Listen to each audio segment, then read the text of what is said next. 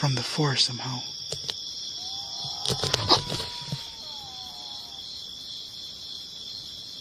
What the fuck is that? Oh shit.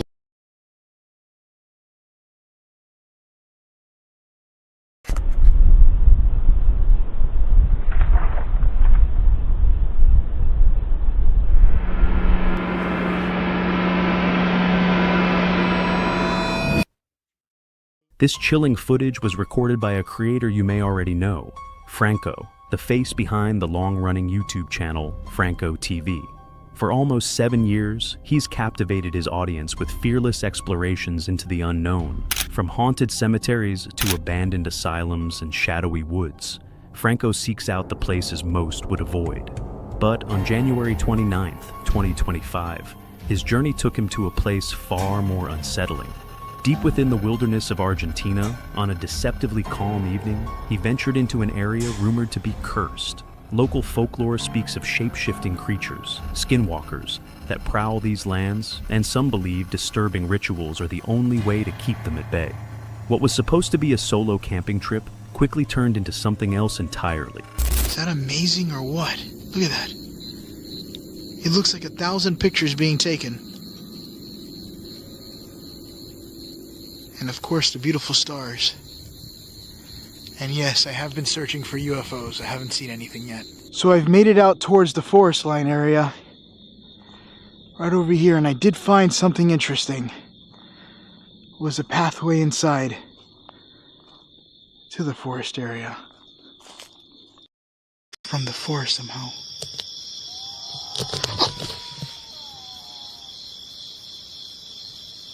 What the fuck is that?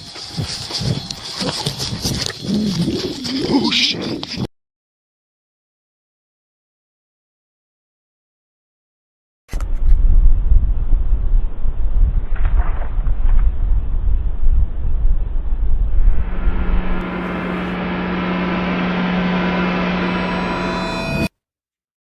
This chilling footage was recorded by a creator you may already know, Franco, the face behind the long-running YouTube channel Franco TV. For almost 7 years, he's captivated his audience with fearless explorations into the unknown. From haunted cemeteries to abandoned asylums and shadowy woods, Franco seeks out the places most would avoid. But on January 29th, 2025, his journey took him to a place far more unsettling. Deep within the wilderness of Argentina, on a deceptively calm evening, he ventured into an area rumored to be cursed. Local folklore speaks of shape-shifting creatures, skinwalkers, that prowl these lands, and some believe disturbing rituals are the only way to keep them at bay. What was supposed to be a solo camping trip quickly turned into something else entirely. Is that amazing or what? Look at that. It looks like 1,000 pictures being taken. And of course the beautiful stars. And yes, I have been searching for UFOs. I haven't seen anything yet. So I've made it out towards the forest line area. Right over here, and I did find something interesting. It was a pathway inside to the forest area. Franco begins his stream as the sun sets, standing on a remote dirt road near a forest known as Skinwalker Valley. Pointing into the dark tree line, he describes the location as the most haunted area in the region.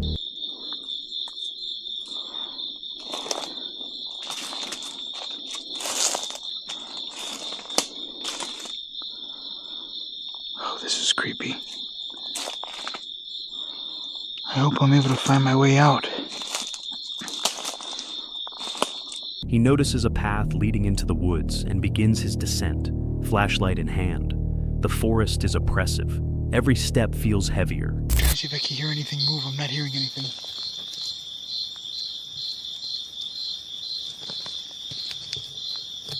I can't see anything.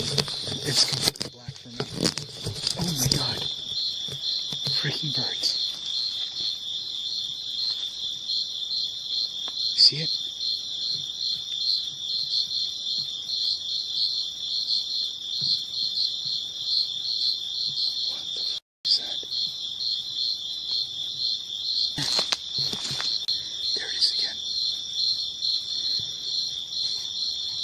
dim down my IR. Bring it up just a bit. See it? Eerie noises follow him, footsteps, rustling. At one point, two glowing eyes appear from the darkness, watching him silently. Franco tries to rationalize. Maybe it's a coyote, maybe something else. It's bird feathers. What the hell was that? I'm literally going through this with just a blade. Nothing else.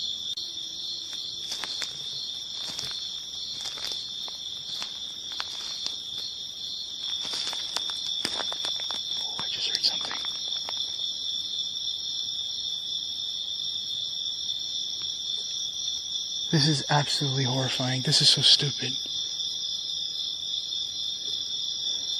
I really don't want to be here right now. I just don't like the forest because anything could be hiding in here. And I'm worried more about animals than anything. But as he presses on, the forest seems to react. He stumbles upon an abandoned building, hidden in overgrowth. What the fuck was that?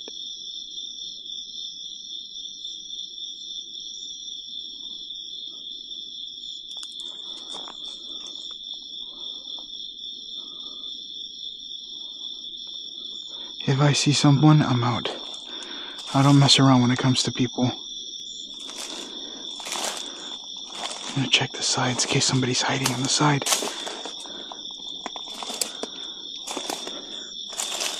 What the hell is that?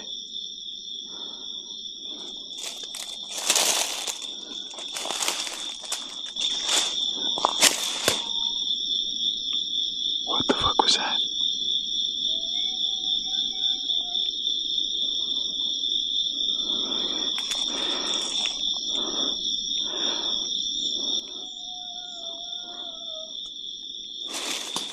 That shit.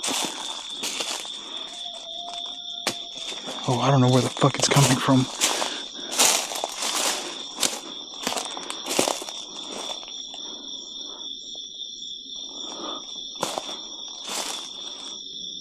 I hear something faint in the distance. I don't know if you guys could hear it.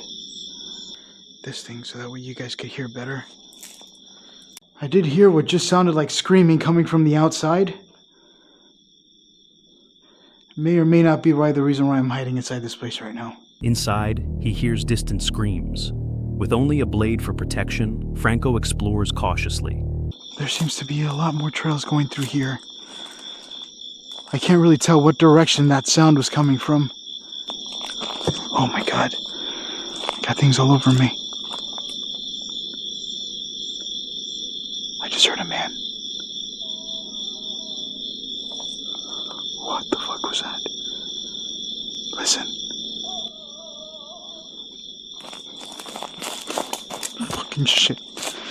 What the fuck was that?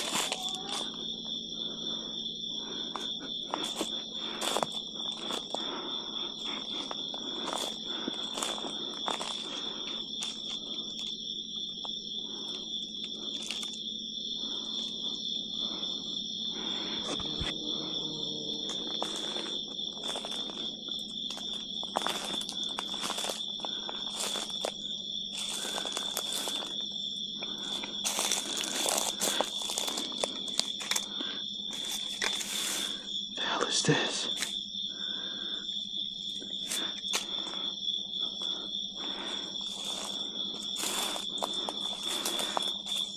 I have my knife out because if it is an animal that comes running out, I'd rather kill it than it bite me and I get rabies.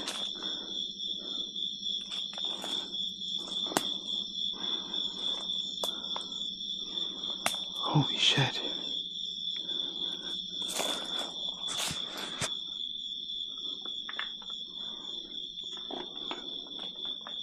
It's not my fault. This place is just disgusting at night. They warned me about it too. It's like, be careful because that area is people get hurt out there from running. That's why I'm trying my best not to run. cannot find this mansion to save my life. Oh.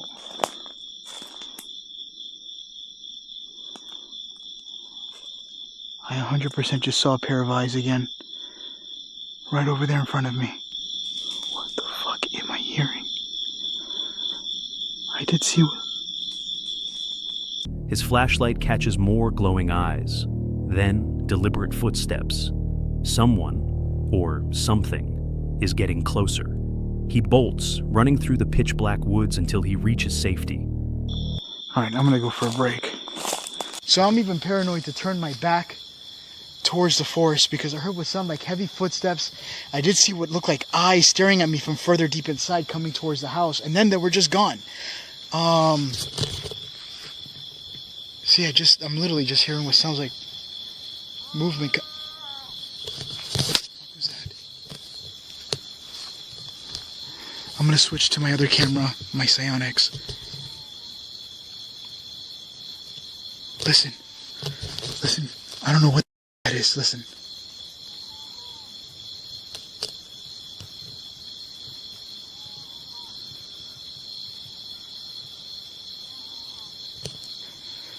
It sounds like it's coming from here.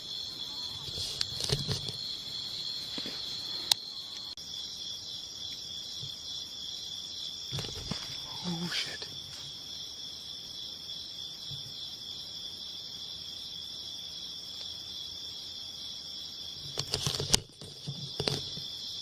Something moved in the bushes to get into from the forest somehow.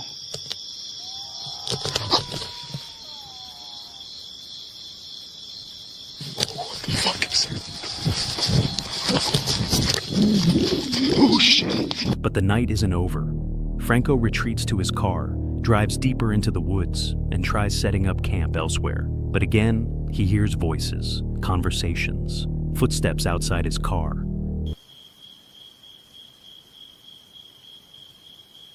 And I just heard something right over here. I could still hear what sounds like talking coming from the forest.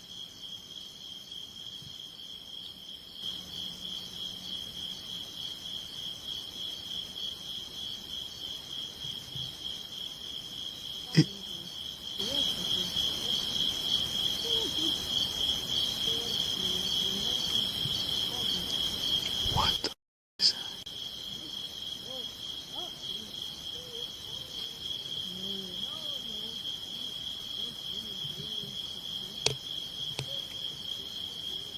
I want to check in front of the car to see if there's anything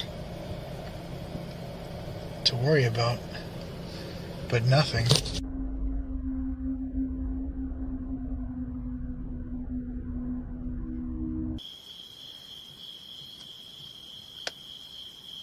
But I hear footsteps again coming from the forest.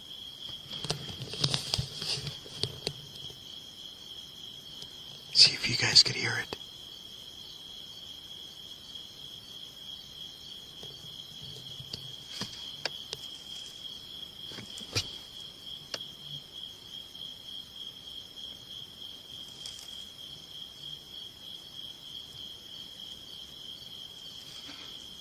At 4 a.m., more eyes, closer this time.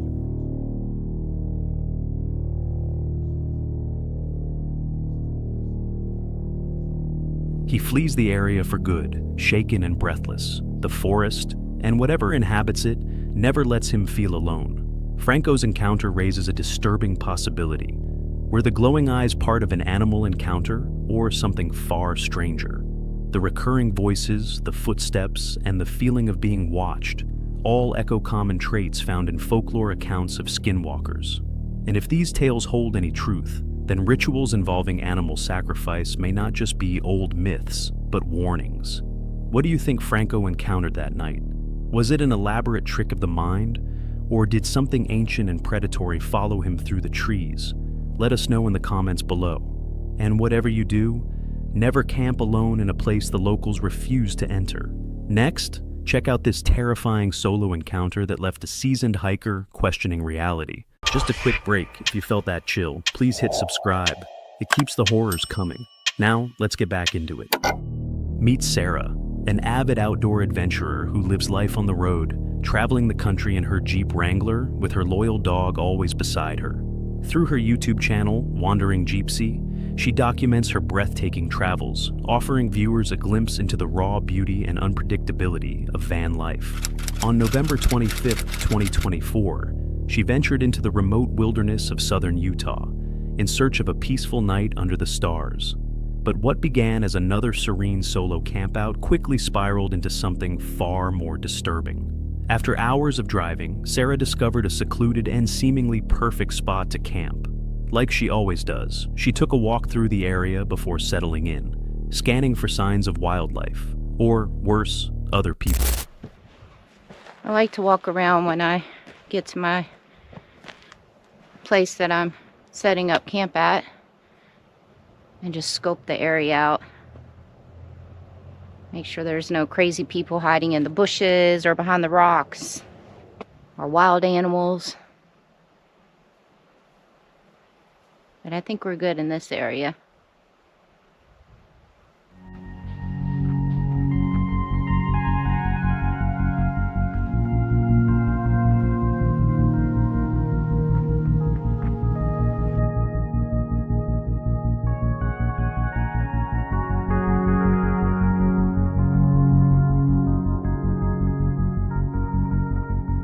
She checked the ground for animal tracks or droppings, confirmed the area was quiet, and then began to set up her camp. Hi, little one. Hi. Let's put this right here. Yes.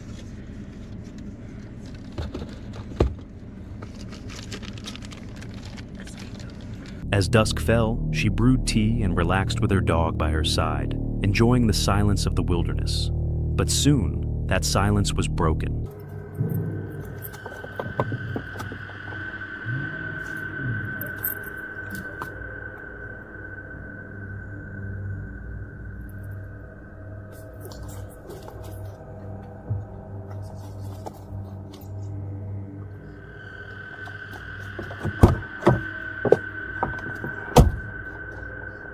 A vehicle appeared at the end of the dirt road, unexpected, out of place. It didn't drive past. Instead, it idled, then crept forward in a strange pattern. Sarah's instincts flared. Quietly, she placed her phone on the dashboard and began recording. The vehicle lingered. Minutes passed. The driver didn't exit. Instead, the car slowly rolled by, and that's when she saw him. A man in a face mask staring directly at her through the open window. His gaze was locked, emotionless, unmoving. Later, while reviewing the footage, Sarah noticed how unsettling that moment truly was. There were no gestures, no words, just a cold, fixed stare.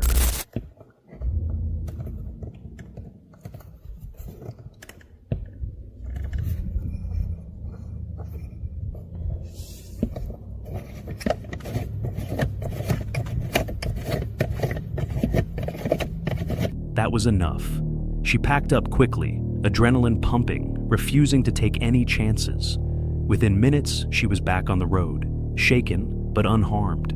Could it have been an innocent traveler lost in the woods? Or did the man already know Sarah was camping there, watching from a distance before making his move? The timing, the silent stare, and the refusal to leave all point towards something more sinister. What would you have done in Sarah's place? Was it a close call with something dangerous? Or just coincidence? Let us know in the comments. And if you camp alone, always trust your instincts. Meet Bear, an adventurer whose deep connection with the wild takes him to places few would dare explore. Through his channel, Exploring with Bear, he shares every moment of his rugged solo expeditions, often venturing into forests steeped in mystery. On January 2nd, 2025, he set out into the freezing wilderness, a location whispered about in his comment section. Some viewers claim to have seen signs of Bigfoot there. Curious and undeterred by the cold, Bear made his way to a remote campsite. But what began as a typical solo campout would soon spiral into something much more unsettling.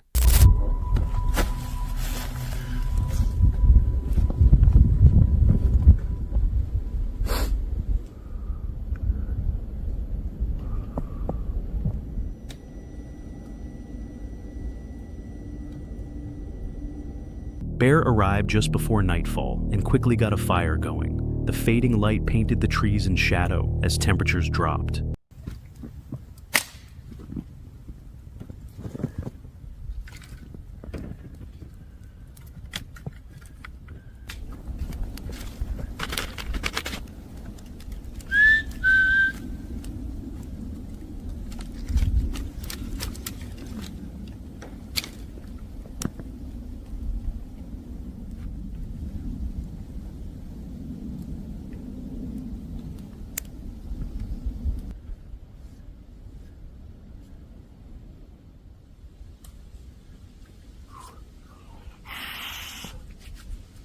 Oh, it's cold. All right. So we'll let that sit there for a bit. Sensing the forest's stillness, Bear set up a camera near his tent and placed a single apple in view, a small gesture meant to attract anything unusual. He then hiked into the woods with his flashlight, scanning the trees. That sounded like a gate or something, like a metal gate, but there is no metal gate back here that I know of. Oh, I got the shivers. I got the shivers.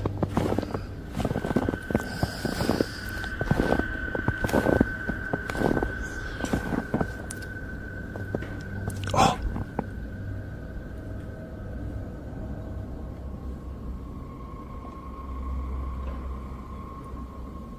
That's when he heard it, the sharp clang of metal. A gate?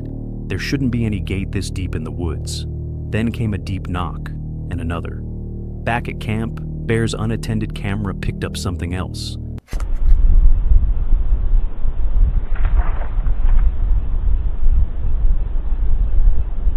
A low, guttural growl echoing in the cold air. Bear, unaware of the sound, kept exploring.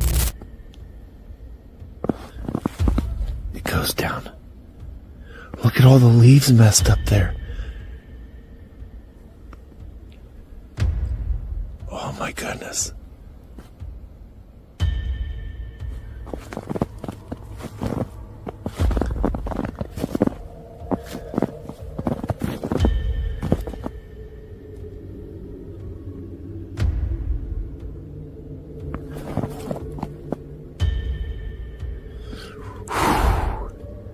Oh, that's scaring me. That's scaring me. That's when he discovered massive footprints, far too large to belong to any human. The trail led him toward a frozen lake, with more tracks scattered across the snow. Fighting cold and fear, Bear followed the trail until instinct told him to stop.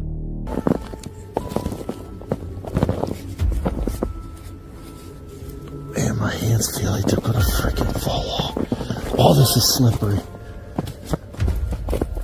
Oh man.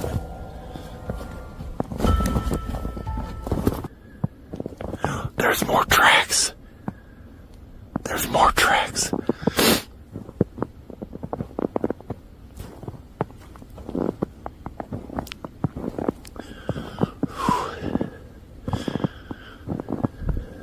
I really don't want to track them no more.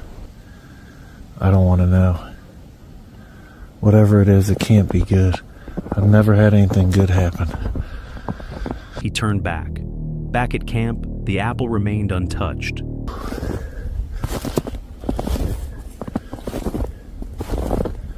The apple's still there. Bigfoot, my boy, did not come get the apple yet. That's alright. That's alright. We'll leave it sit here all night though. Alright, we gotta get back to the truck. I'm freaking scared. I'm freezing. Okay.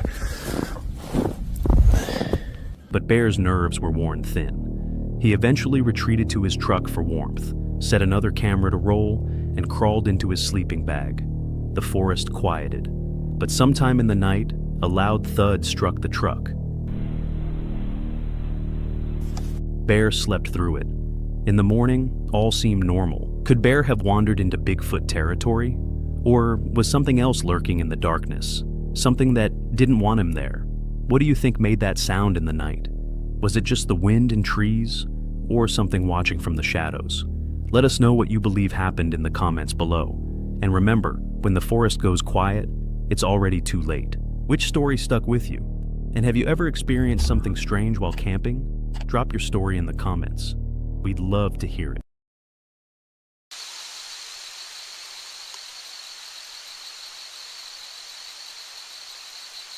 Whoa, the hell was that?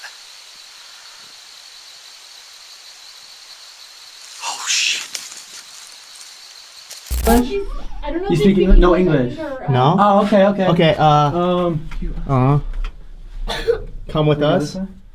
Hey Josh, do you see those the couple that was back there? You wanna come with Tell us? them their daughter's up here and she's scared.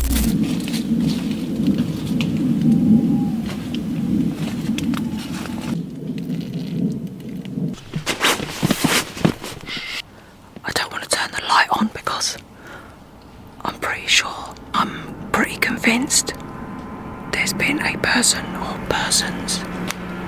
What the fuck?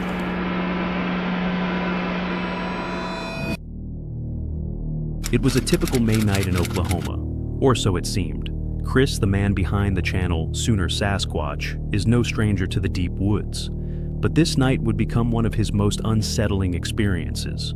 Drawn by a foul stench and strange commotion echoing through the trees, Chris ventured into the forest, alone, without a flashlight, armed only with a night vision camera. What he captured would shake even the most seasoned explorers. I'm by myself. In pitch dark. I have no light source. All I have is this night vision camera that I'm trying out. And I just came from back in there, which this light source is not picking up very well. Thought it was going to be a lot better than that. I got back in there and I had to turn around because I couldn't see. I don't even have a flashlight. Navigating by the dim green hues of his night vision, Chris moves deeper into the woods. The air becomes heavy with a pungent, rotting smell, one he compares to a decaying animal. Something was off. Something wasn't right. As I was walking out, there was some commotion over here. So I came over here and it smells like a freaking dead animal. He scans the tree line, trying to detect any movement, any eye shine. The forest around him is dead silent, until suddenly,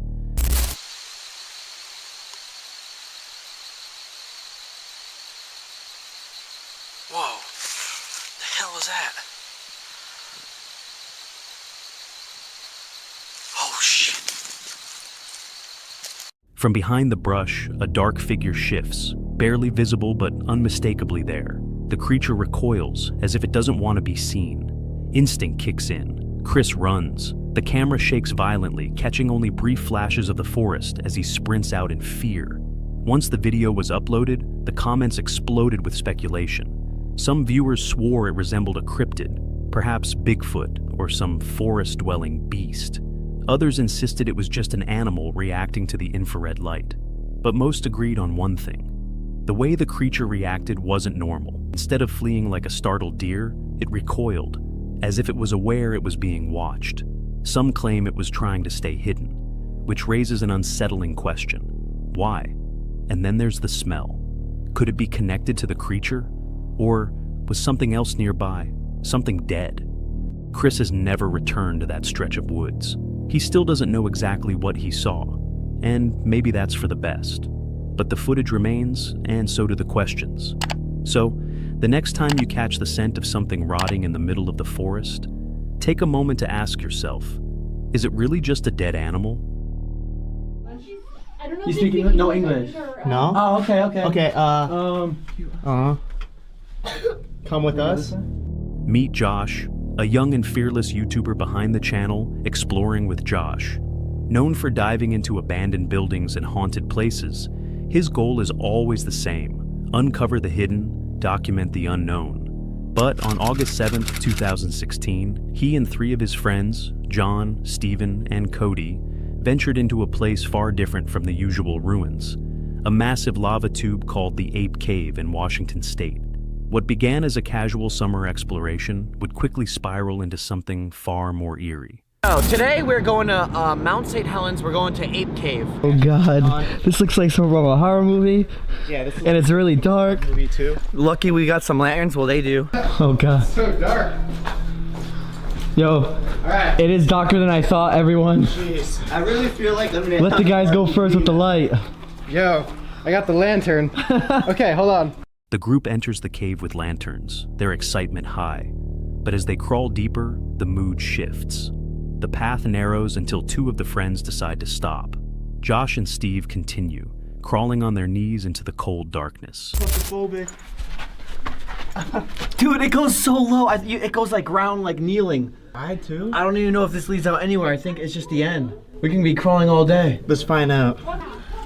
Oh man. Oh my god. Yeah, man. I don't. Dude, actually, I think we can go deeper. Yeah, it goes. You think we can go deeper? Oh my god. We could try it. That's scary. That's so scary. Like, I'm just picturing in my head what if like, the cave collapses and I know. no way back. We're not I gonna really think. doubt it. I'm not gonna think about that. I'm crawling, man. Oh, me too. I'm crawling. It gets even smaller. I'm getting my clothes. I don't even know. Dude. Eventually, the tight tunnel opens up into a wider chamber. Relieved but unnerved, they start to turn back, only to encounter something they never expected. A young girl, alone, silent, trembling. She didn't speak English, only stared at them with wide eyes, clearly frightened. I don't know You if speak they English? No I think English. they're, No? Oh, okay, okay. Okay, come with us. Hey, Josh. Do you see those, the couple that was back there? You wanna come Can with you tell us? them their daughter's up here and she's scared? They don't speak. She doesn't speak She doesn't English. speak They don't English. speak English. It's okay. It's alright. This is the way back. The group puts away their camera and helps her back toward the entrance. There, her parents are found frantically calling her name in another language. She's finally reunited with them, safe, but visibly shaken. What an experience. As we were about to leave, this little girl comes up out of nowhere, scares us, and at first we're like, wait, whose parents are hers? And she was just there alone by herself. Then she just stood there in the back, so I started talking to her, but she wouldn't answer me. And I was like, wait a minute, I don't think she speaks English. It turns out she really didn't speak English at all. She's by herself, crawled the whole way in there by herself, no light. No light, what the heck? I don't get it, no light. She didn't even speak English. So they were like, okay, come with us. And eventually, I guess her parents were yelling her name in their language. And yeah, she went back, but she started crying and stuff. It was kind of a crazy situation. How did the girl get so deep into the cave, with no light and no guide?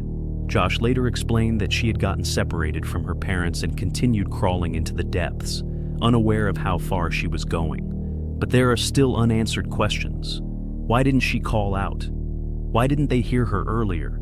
And what if Josh and Steve had turned back when the cave narrowed? Would anyone have ever found her?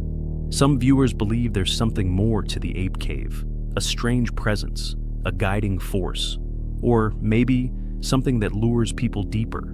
This wasn't just another exploration. It became a rescue mission, one that could have ended very differently. Josh's persistence may have saved a life, but the eerie silence of the cave and the mystery of how far the girl traveled alone still haunts him to this day. So, if you ever venture into the unknown, ask yourself, who might be waiting in the dark, hoping someone will come just a little bit further? I didn't want to turn the light on earlier because I swear to God that was footsteps. That's just the house though. Meet Lou, the voice behind the channel Camper Vibe. Known for sharing van life adventures alongside her wife Emily, Lou has spent years exploring Europe's forests and hidden trails. But on January 4th, 2023, Lou ventured into the woods near Pluckley Village, alone. Her goal? A peaceful night of hammock camping. But what she got was one of the most chilling nights of her life. Right, camp is set. I wanted to get everything set up before the rain comes, which is just in the nick of time, I think. But we've got the tarp over there, hammock, obviously, because I'm in the woods there. Very excited to be sleeping in the hammock again. Want to test out some new gear, so I've got my sleeping bag, some bits and bobs. If the rain does get bad, I'll probably move the hammock underneath the tarp, even though the hammock copes just fine in the rain. I've used it before in the rain, but it would be nice to have a bigger shelter. But we'll see how we go. I just wanted to get it set and get everything packed away, cameras and stuff, out of the rain, which is coming. With the rain starting to fall, Lou set up her hammock and fire, joking with viewers as she prepped dessert. But the cheerful tone quickly shifted. Distant sounds echoed through the woods. Strange screams, train rumbles, even what sounded like gunshots. Pudding is not that glamorous either. Can you see that? I don't know if you can see. A Cadbury's Pot of Joy. Yogurt, basically. Chocolate yogurt.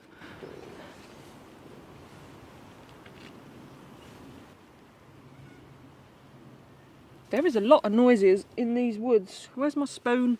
It's getting cold. Oh, get that fire going, I think. Now the rain, I think the rain stopped. Or it stopped enough for a fire anyway. Sounds like kids screaming. That's just a train. Is it a bird or is it kids screaming? There's a lot of noises in these woods. Sounds like kids screaming. As night fell, the atmosphere darkened. Lou described hearing footsteps, deliberate, human-sounding, circling her camp. This is definitely odd. I've got no idea if you guys heard that or not, but honestly, I don't like it. I'm going to be honest. It's not deer. Like, I know what deer sound like. I've spent so much time with deer. She tried to ignore it, calming herself by the fire, but hours later, as she lay in her hammock, the footsteps returned, closer this time.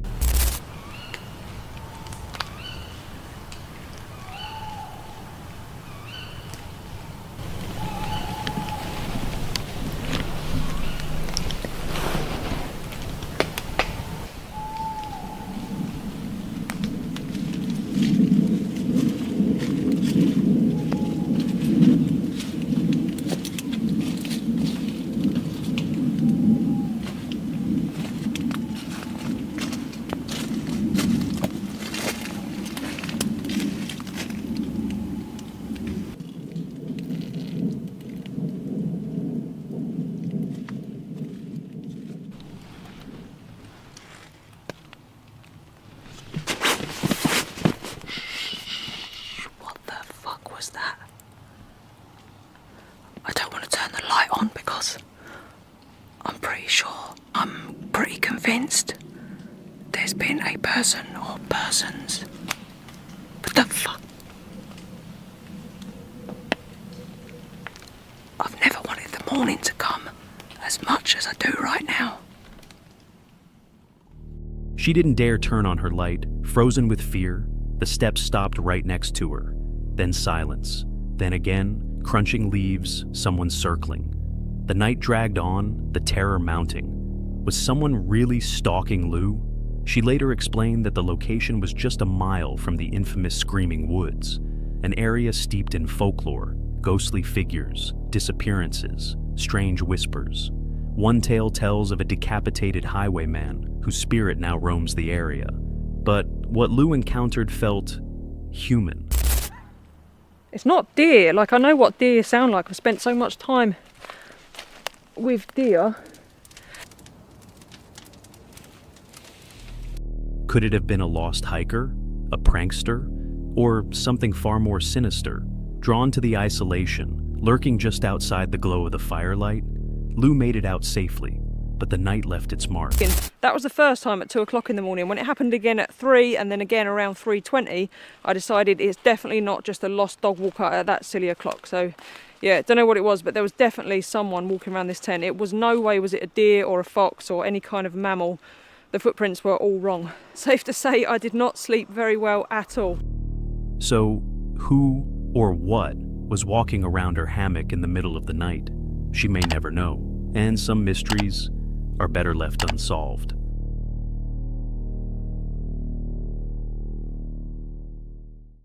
That was a scary freaking voice right there. And it didn't even sound English.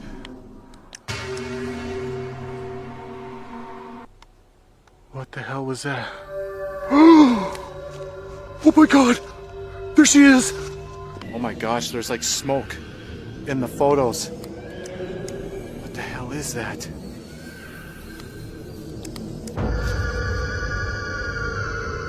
Whoa! Whoa! There's a bunch of apparitions in that photo! There are shadows bolting all around me! Oh, god damn it! I'm out of here! I'm out of here!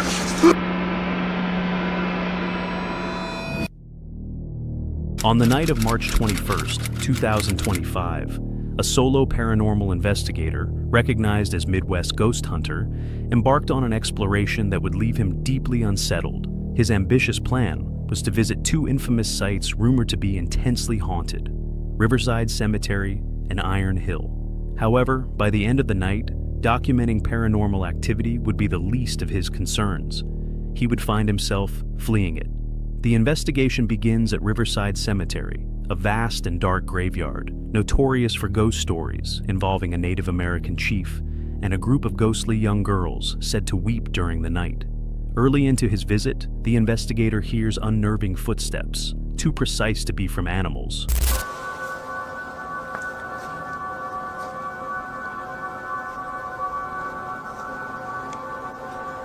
Not seeing any cold spots or anything yet. If there's anyone here, could you manifest yourself so I can see you?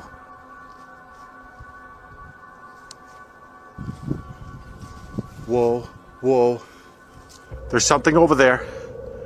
There's a cold spot right over there. What the heck is that? If that's you, could you come towards me? Or to the right? No. It just freaking vanished into thin air.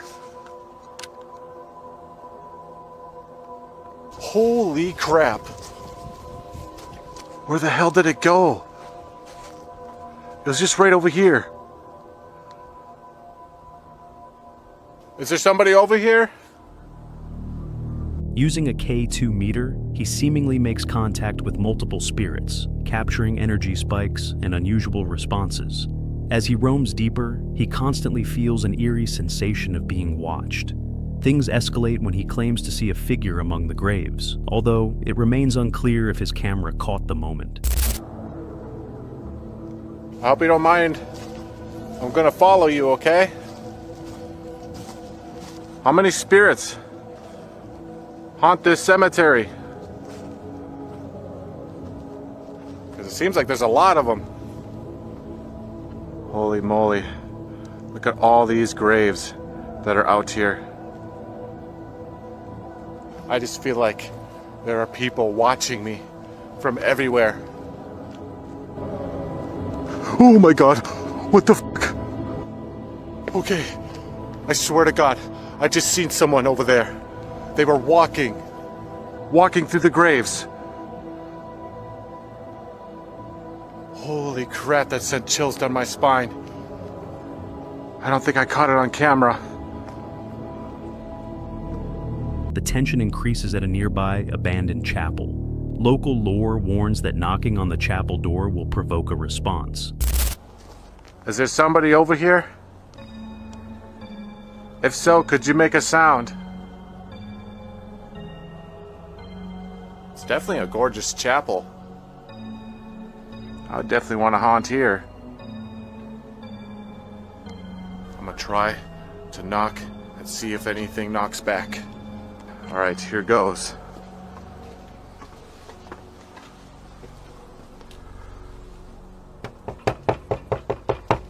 Anyone home?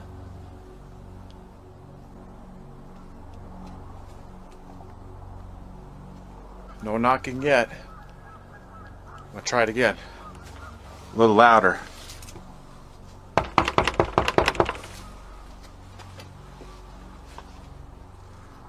If there's anyone in there, could you knock back?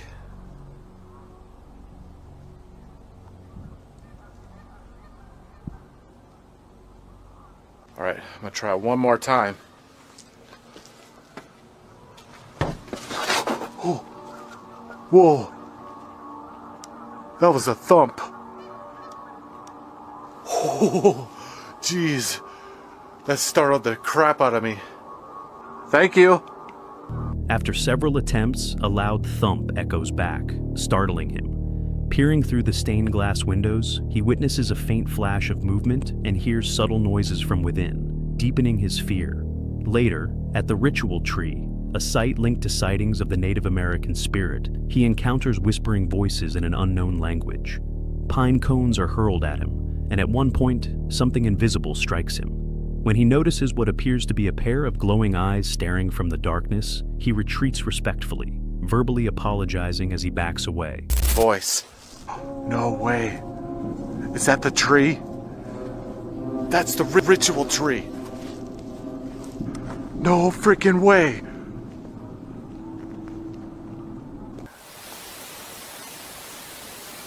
I just heard like footsteps on the ground.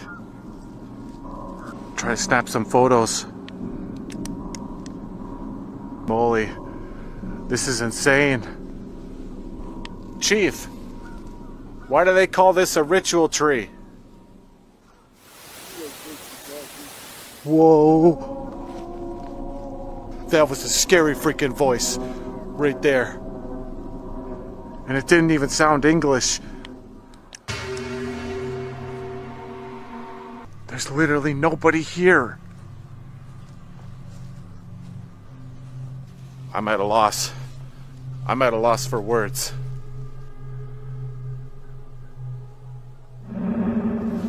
Ooh, what the f***? Alright, that freaking pine cone just hit me. I'm starting to feel like I shouldn't be here, so honestly, I think I'm gonna get the heck out of here. The second part of his night unfolds at Iron Hill, a site burdened by a horrifying history. In the 1920s, a train accident claimed the lives of over 20 orphan children here, and many believe their spirits still linger. Strange occurrences quickly follow his arrival: snapping branches, unseen projectiles, and the unsettling discovery of a railroad spike thrown toward him. Alright guys, here we are. Just beyond this gate is Iron Hill. I have been wanting to check this place out for a while. Let's go ahead and check it out. As he ventures further, childlike voices, laughter, and footsteps fill the night air. Then, the most disturbing signs emerge. He begins finding dolls, each one more grotesque than the last. One resembles a burned bunny toy, covered in black marks resembling burn scars. More dolls are found, one hanging from a tree, another melted beyond recognition. On cue with his requests, one doll even drops from its branch. What the hell is that? Whoa, whoa, whoa. Wait a minute. Oh my god. It's a freaking doll laying out here. Where the hell did this thing come from? It's like a bunny rabbit. A bunny man. What the hell is that? There's like these black marks all over it. Those almost look like burn marks. No way. Could this be from the fire? No, it couldn't be.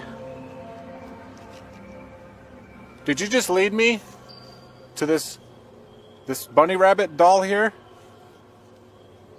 Was this your doll? I can't believe what I'm seeing here. I just can't get over like these burn marks. Look, there's one right there too. I'm gonna dare you to knock it off of the tree. Oh god, where did she go? Shadowy figures dart between the trees, and his photos capture misty apparitions that vanish almost instantly. The smell of smoke becomes overwhelming. His camera, fully charged at the start, suddenly dies as a burnt mist hangs in the air, almost as if the past tragedy is replaying itself. Panicking, he sprints through the woods, not chased by wild animals, but by flickering shadows and disembodied whispers just outside the range of his flashlight. What the hell was that? Oh my god! There she is! Oh my gosh, there's like smoke in the photos. What the hell is that?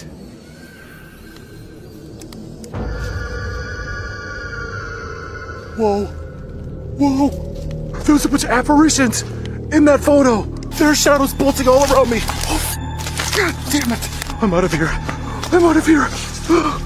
Given the historical tragedies and the layered ghost stories tied to these two sites, it's possible that the energy left behind manifests through these chilling encounters. Whether paranormal forces or simply the weight of suggestion caused these experiences, one thing is clear.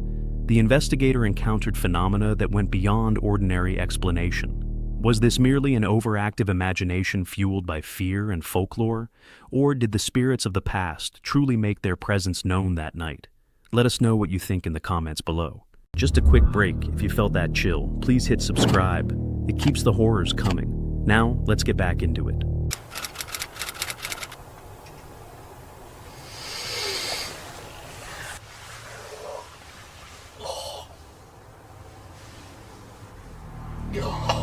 The Flex Tapes is a content creator known for his daring explorations, pushing boundaries by camping in storm drains, venturing into abandoned sites, and spending nights where few would dare. But on this occasion, he decided to take it even further, camping solo overnight inside a deserted caravan.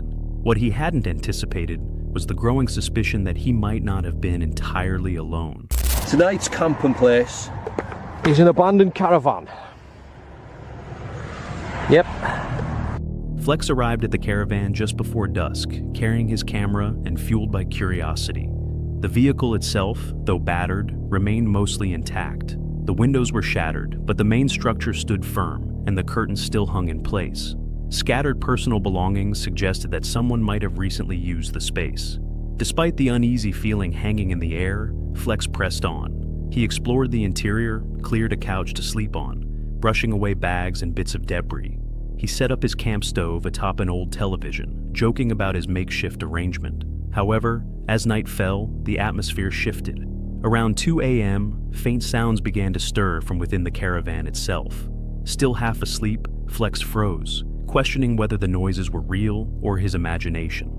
Yet the sounds persisted, soft shuffling, the drag of plastic, and creaking floorboards, suggesting that something or someone was moving about.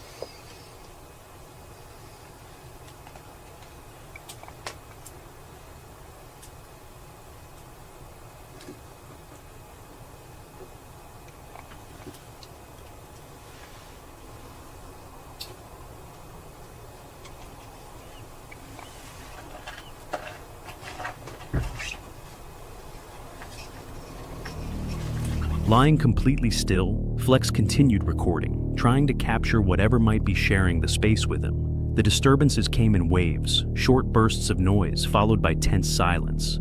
At one point, a loud knock jolted him fully awake.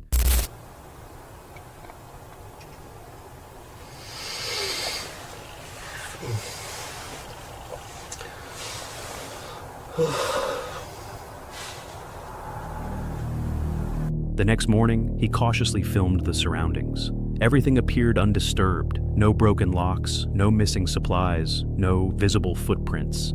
Yet the tension lingered, heavy in the stagnant air of the caravan. Flex quietly packed his belongings.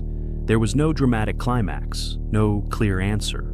Only an overwhelming sense that throughout the night, he had not been alone. Could the unsettling noises and movements have been the result of a hidden squatter? Or was something far less tangible responsible? The absence of evidence and the lingering oppressive feeling suggest that the answer may lie beyond the physical, perhaps residual energy left by past occupants, or even something more unexplainable. Was Flex truly alone that night, or did something unseen choose to reveal itself only in fleeting whispers and faint movements? Share your thoughts in the comments below. What do you believe was really in that caravan?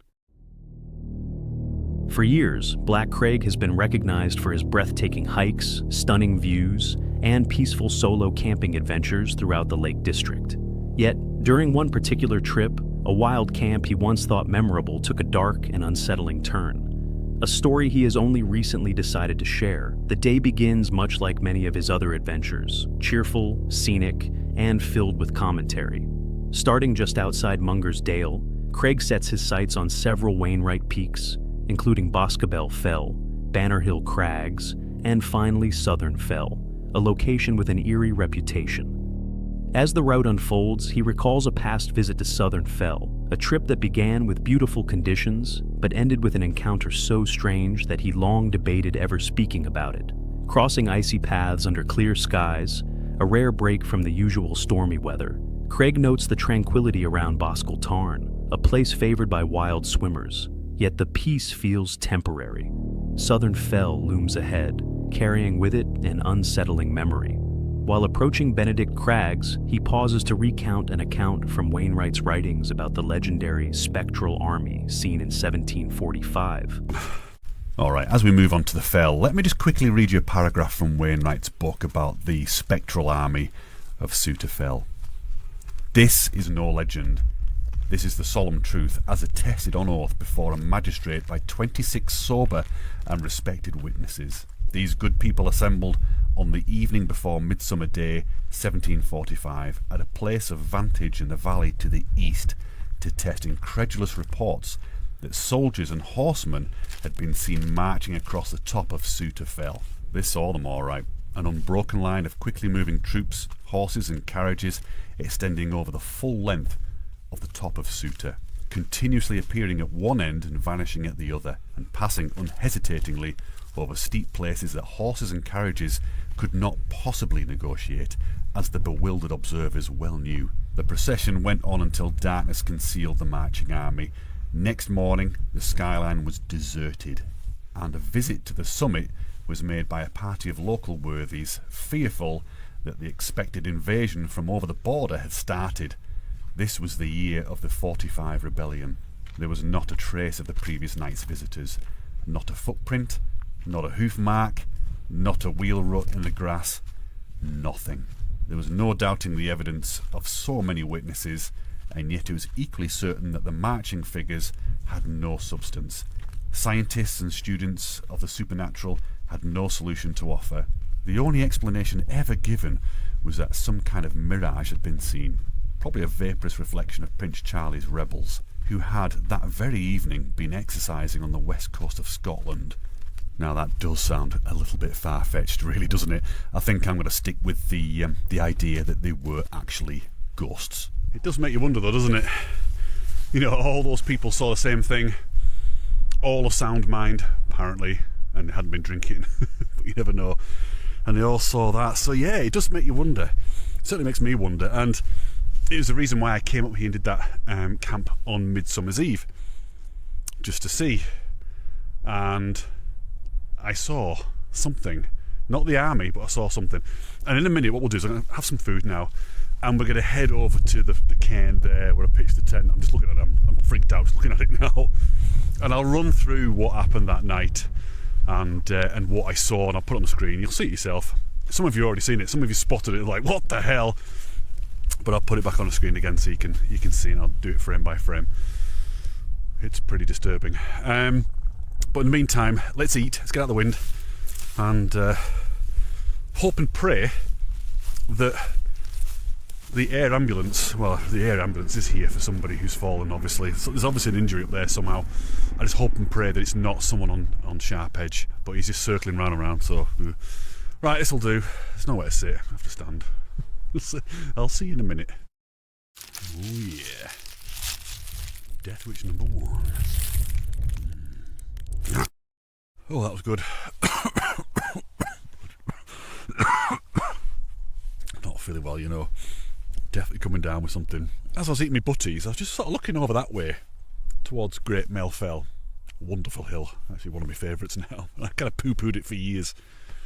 But it just looks so bizarre. As he revisits the spot where he pitched his tent, Craig's demeanor shifts. There's no wind, yet he appears visibly tense, recounting how that night had been calm, until his return from a short scouting trip, when he spotted a figure standing next to his tent. At the time, he convinced himself it had been nerves or a trick of the light. But when he later reviewed his footage, the explanation grew less comforting. Right before the clip cut out, without any technical issue, a dark, tall figure could be seen standing beside his tent. It matched exactly where he had seen the figure in real life, though Craig still doesn't know what he encountered, whether it was a spirit, an illusion, or something worse. The experience left a lasting impression. Now, standing in that same place years later, he reflects on the unsettling atmosphere that still clings to the hill, even under the daylight. Given the historical accounts of spectral sightings on Southern Fell, Craig's experience seems to echo past phenomena reported centuries ago. Was it a product of psychological suggestion, a visual anomaly, or something far more mysterious tied to the land's history? Would you dare to spend a night camping in a place with such an unsettling legacy?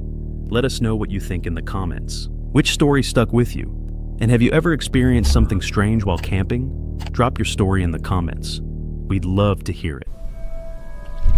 Yo, no way. No way.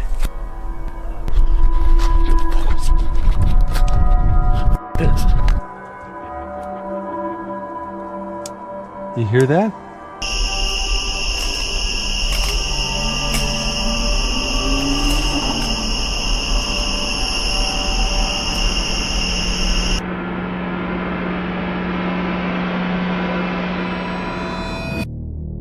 It's February 14th, 2024, a freezing winter evening in the US. Chris Baird, a solo adventurer known for exploring eerie and dangerous locations, heads out on another daring overnight car camping trip. His destination this time? The infamous Purgatory Road, a place steeped in local legends and ghost stories. Well, now you guys can see where I am. Purgatory Road. There's a car. It's honestly like feels pretty comfortable right now. It's not terrible, but it's always different when you're by yourself. There's Spirit Talker. It is on. Hello? Like I want to look, but I don't, you know what I'm saying? Kind of creepy. All right, Spirit Talker's on in my pocket, so it's probably gonna scare me. It's gonna scare you too, but it is rolling right now. What the f was that? Swear to God, something just hissed at me.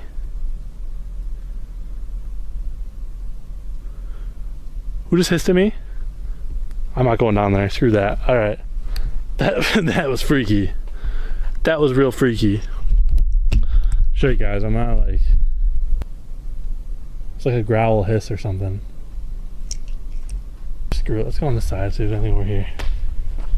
A whole lot of junk. I wish people would pick up after themselves. As night deepens, things start to shift. Armed with a spirit communication device, Chris begins scanning the area. The device quickly reacts. Odd words, eerie tones. Then, a sharp hiss cuts through the silence. Chris spins toward the sound, visibly shaken. Something just hissed at me, he mutters, backing away from a shadowy area he refuses to enter. I want to see what's up with this water. At least for Purgatory Road, I've never noticed there to be water. So it's kind of interesting to me. There's that noise again, see?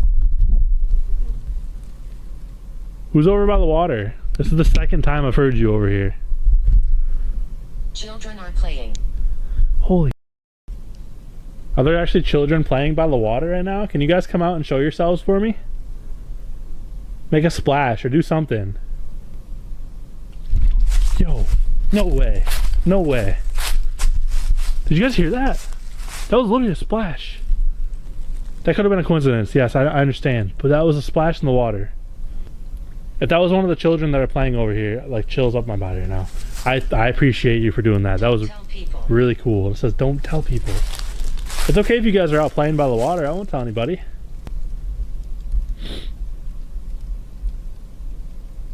There was a voice.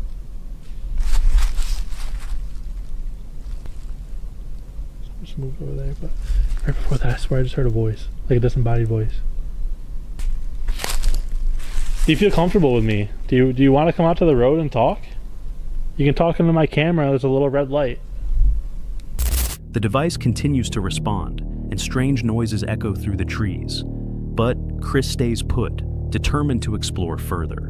He walks toward a nearby water source, something he hadn't expected to find there. As he listens, he hears splashing, then faint voices, children's voices. He asks the spirits to reveal themselves, and in response, hears a second splash. And I always tell myself I'm never going to do it, but when Dylan and TJ are both busy, what choice do I have? So here I am.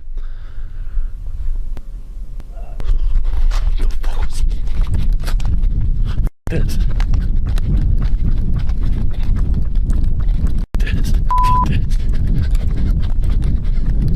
What was happening was beyond explanation, and even Chris, no stranger to strange, is stunned. He considers calling it a night and heads back to his vehicle. What it is about this right now, I know there's a light on, but like, I'm stretched out, my feet are down, the door's locked. I don't know if you guys can see me, but I could probably sleep like this all night, honestly. It feels good. The only bad thing about the Honda is there's no tinted windows. I wish the windows were tinted. Then I wouldn't feel like people are actually watching me, which I hope they aren't, but...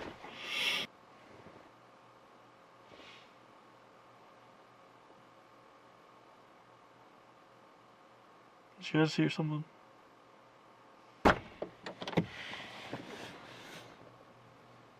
Hello? I don't see anything or anybody.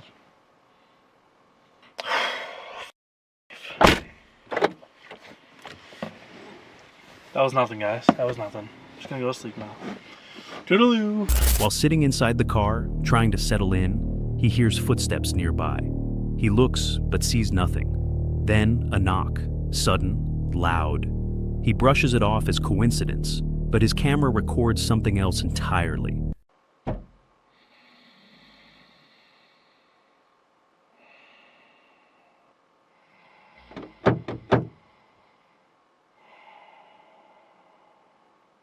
Movement outside the car.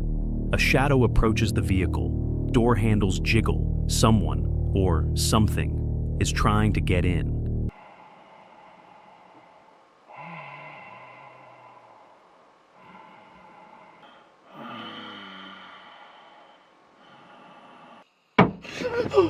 What the f was that?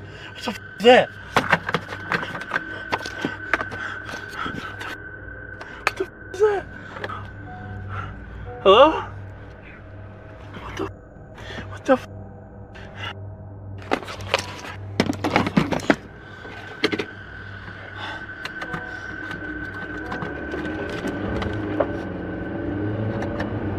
Shaken, he decides to drive away. But just before leaving, another sound jolts him. A faint growl, low and close. Some viewers suggest it may have been curious animals or even local pranksters. The voices, and especially the attempt to enter the vehicle, all point towards something more menacing. Could something supernatural dwell on Purgatory Road, drawn to solitude, to fear? Chris left that night without answers, but the camera captured what he couldn't explain. What do you think was watching him through the window? Was it a spirit, or someone with far darker intentions? Let us know your theory in the comments. Just a quick break. If you felt that chill, please hit subscribe. It keeps the horrors coming. Now, let's get back into it. You hear that?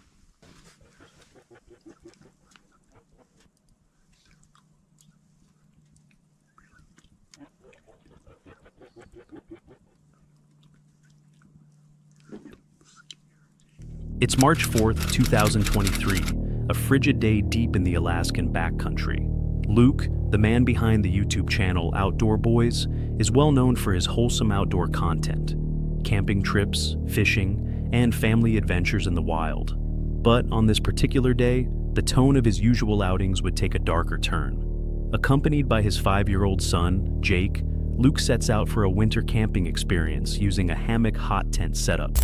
Luke here at the Outdoor Boys YouTube channel, and me and my son Jake, we're taking my snow dog out into the wilderness of Alaska to go winter camping in a hammock hot tent. We're going to be eating some amazing food, having a great time.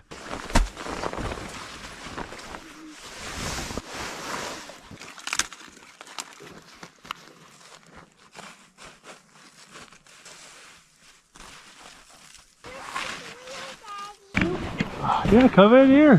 What do you think, Jake? Is this a nice tent? You're like a little snowshoe hare. You can float right on the snow.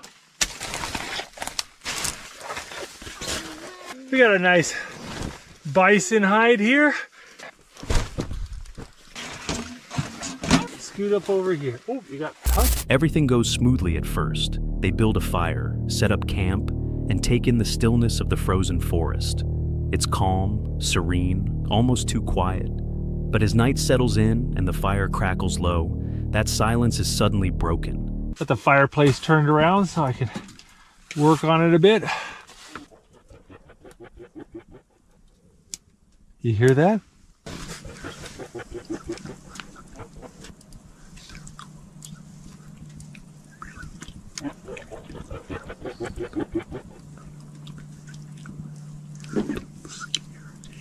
A haunting howl pierces through the trees, then another, then several. The sounds draw nearer, growing louder, more menacing. Luke immediately recognizes the danger. A pack of wolves is nearby, and they're not far. He doesn't panic. He doesn't make noise. He remains still, trying not to alert them. The moment stretches endlessly, but eventually, the howling begins to fade. Gotta use my inReach to send a message to my wife, let her know we didn't get eaten by wolves.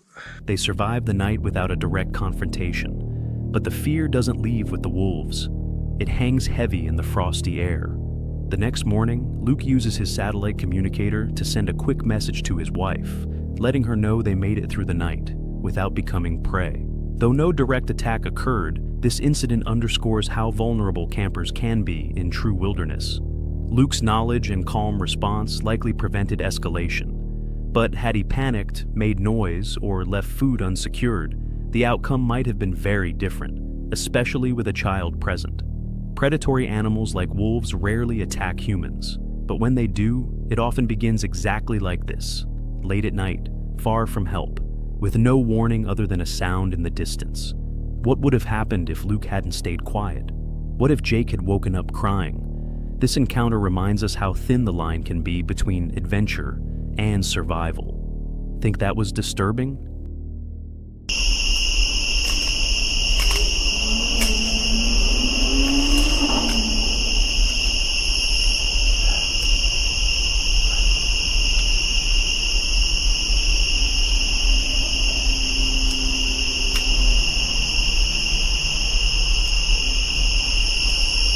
It's the evening of August 26, 2024. The sun has dipped below the horizon, but the warm summer air still lingers. In this video, we follow Dan Lee, the creator of Cursed Urban, as he heads out for what he expects to be another eerie camping trip. Known for exploring haunted and obscure locations, Dan is no stranger to the bizarre. I go camping in a forest that's about an hour and a half north from where I live. There was something even more terrifying waiting for me in that forest than any of that. Tonight's episode is terrifying, and it's an experience I certainly don't want to relive.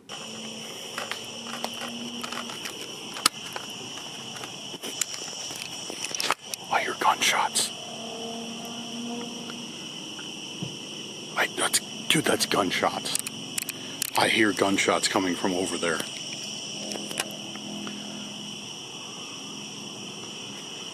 Oh, that's never good. As he begins exploring, the forest seems still, unnervingly so. The quiet is soon broken by the distant sound of gunshots echoing from the far side of a nearby lake. Though alarmed, Dan pushes forward. Alright, we are back, and I hate to be this guy, dude. I almost didn't even want to say it. But while the camera was off, of course, of course, I know I'm going to hear it in the comments.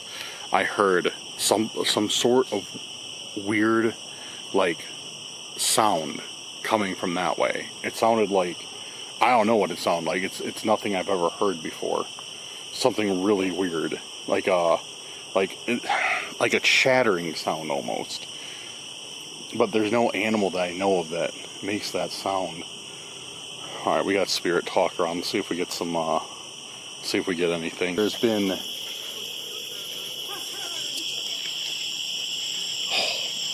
Oh, that scared. That scared me.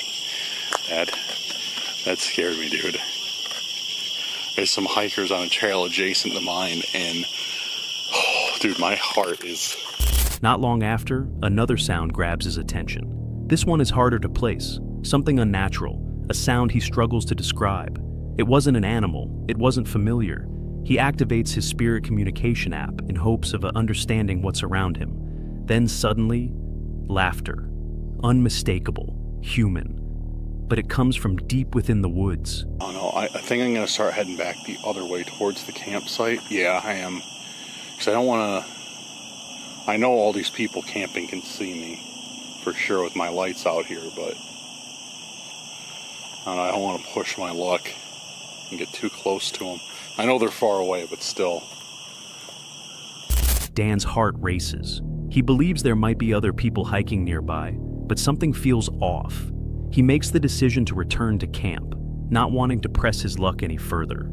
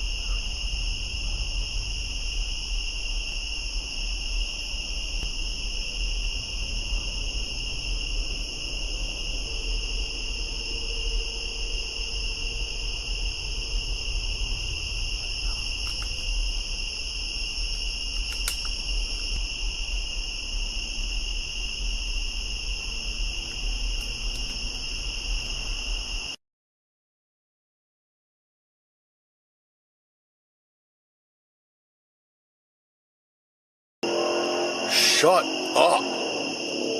Dude, these people don't stop. Just racing up and down this road. Once back, he crawls into his tent, trying to get some rest.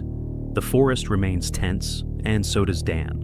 But while he sleeps, something, or someone, approaches. A flashlight beam scans across his tent walls. Dan remains unaware, resting, until the silence is shattered by the sound of motorcycles roaring through the forest road.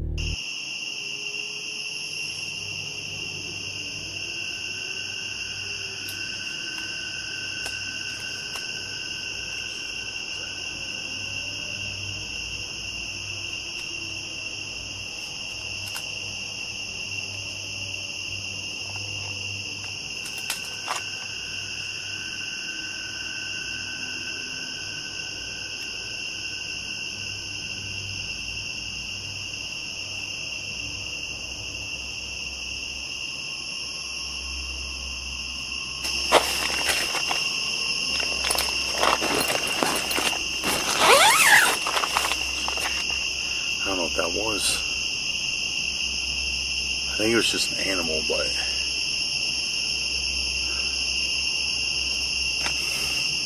it's just really, really weird that we get others were scared and then we hear something in the next minute outside the tent.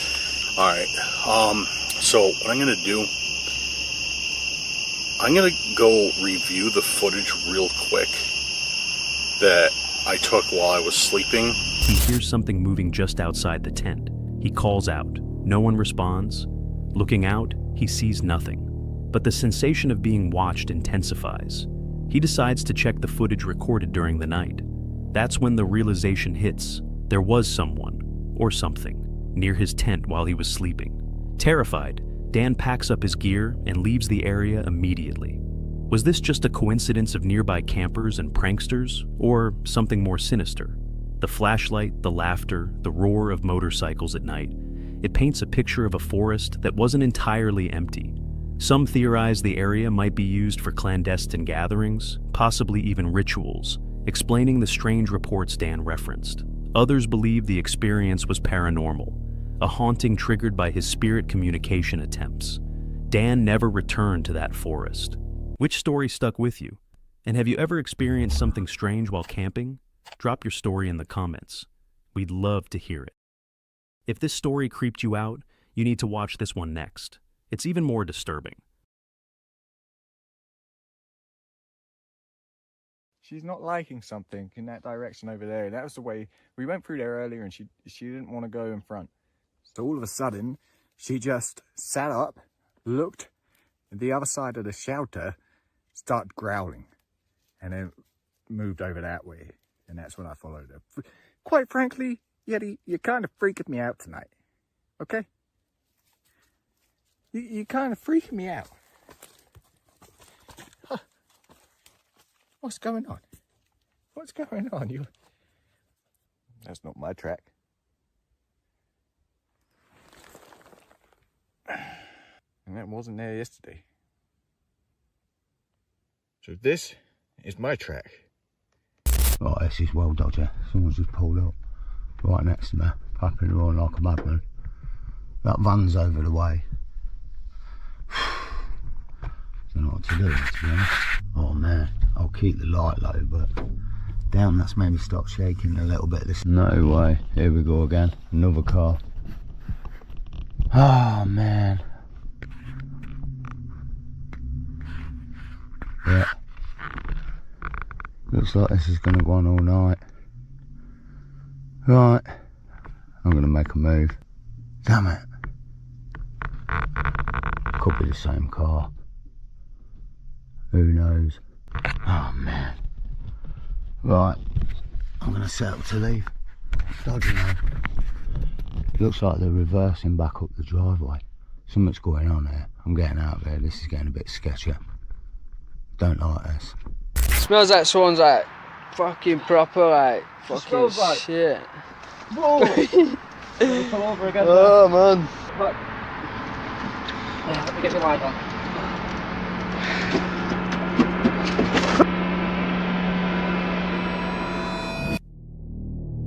This is Daryl, the face behind Man Dog Wild, a channel known for its calm, cinematic outdoor adventures. He's an experienced outdoorsman, often venturing into deep woodlands with nothing but a backpack, a camera, and his loyal dog, Yeti. But on October 23rd, 2024, what started as a peaceful solo camping trip quickly turned into something much darker. A night filled with paranoia, warnings from his dog, and a terrifying discovery the next morning. Out here for another overnight in this beautiful little woodland. I've got my shorts on today because under these trees, I don't need no suntan lotion. Fixing to set up a poncho shelter out here this evening. So it's just a case of finding that area that's good enough, flat enough. We're kind of in a traffic jam right now. I'm not sure what's going on. Are we going, Yeti? Forward? Yeah. Okay. I'll go. So, yeah. Just a case of finding that that good area with a spot where I can tie the poncho. Daryl had found what seemed like the perfect spot, a flat clearing beneath the trees. He tied up a poncho shelter and began setting up camp. But Yeti, normally confident and curious, was acting strangely. She stared at a single direction in the woods, and she refused to take the lead like she always did. So this is a half-decent spot right here. We can tie off to this tree. Poncho shelter down here, nice and flat. Not too much brush or nothing, so this will be. She's not liking something in that direction over there. That was the way we went through there earlier, and she didn't want to go in front, so she stopped. And now we're back here. This is where we're going to be setting up. She's kind of just staring in that direction. It's strange. As night fell, things only got worse. Yeti continued to act nervous, growling at nothing, pacing restlessly. At one point, she jolted awake, barking into the dark as if someone, or something, was out there. Then, rustling. Clear movement in the bushes. All of a sudden, she just sat up, looked at the other side of the shelter, started growling, and then moved over that way. And that's when I followed her. Quite frankly, Yeti, you're kind of freaking me out tonight. Okay? You're kind of freaking me out. Huh. What's going on? What's going on? You're all over the place, huh?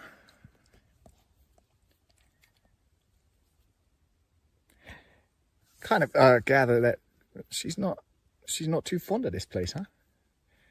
You're not too fond. I don't know why. I find it quite nice. Constantly looking in that direction where we come in.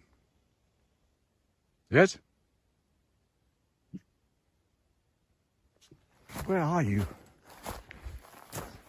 What are you doing? What are you barking at? What's he barking at, huh? Gee.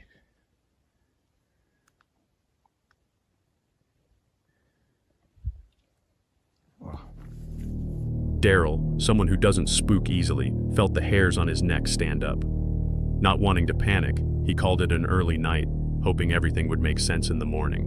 But what they found at sunrise changed everything. Another overnight completed in this beautiful little woodland, although a long night. What was Yeti? And that's not my track.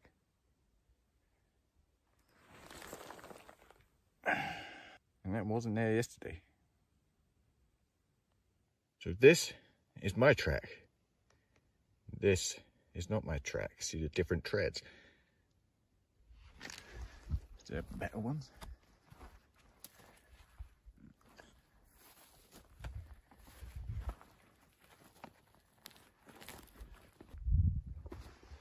Look at this. See? That's not my tread.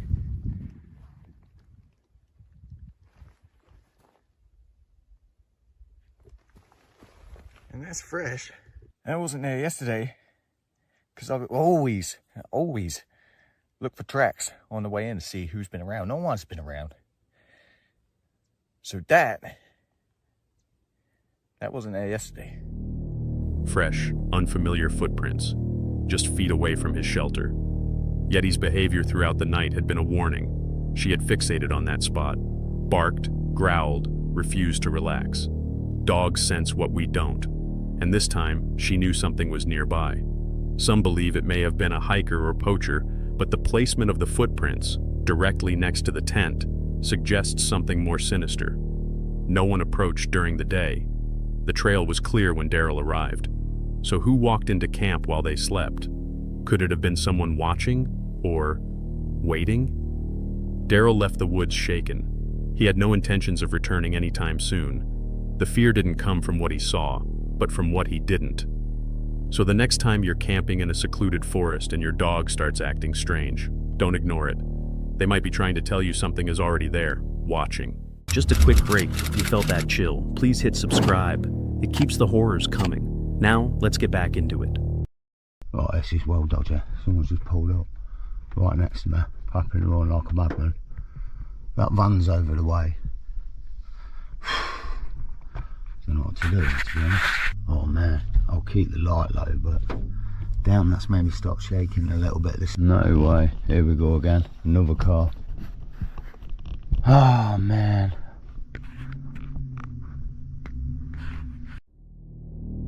This is Adam, a solo adventurer and the voice behind the YouTube channel Wandering Where. He's known for turning peaceful UK countrysides into windows of solitude and reflection. But on November 7th, 2022, during a rainy evening in the Peak District, Adam would come face to face with something far more unsettling than bad weather. It was supposed to be a quiet night in the van, just him, the road, and a little solitude. Instead, it turned into a night of paranoia, shadows, and something, or someone, lurking just beyond the reach of his headlights. Easy now, welcome to the channel if you're new here, welcome back if you've been here before. Check out where I am this morning, the one and only Roaches in the Peak District. If I'm perfectly honest, I've been stuck in Leicester for about 3 weeks and it's been driving me nuts. So yesterday I decided to load the crib up, and at 11:30 last night I left the smog of Leicester City, arrived here at 1:30 in the morning, and then today I've woken up to this beautiful spot in the countryside in the Peak District. There's a little lake here, it looks quite nice. There's a house though. I mean, it doesn't really matter, does it? You're a little bit out of the way. I've got a sneaky feeling you might get a van up here later as well. To be fair, not a bad view, and a little lake. There's no way I'm getting out at the minute. Oh, I guess I could. Oh, the rain's slowing. Oh wow, tell you what, this is not a bad little spot, is it? Look at that. Uh oh, it's coming again. I mean, you are pretty much in the middle of nowhere. Yeah, there's a little village with about 10 houses up there, and there's one house here and whatever, but I'll tell you what I will do, because I was going to drive somewhere else to get to this Teg's Nose. It looks like we can get to it from here. I'm not sure how far it is. I'm going to check the trail apps and see if it's feasible and doable from here. Adam had found a beautiful remote spot tucked near a village of no more than 10 homes.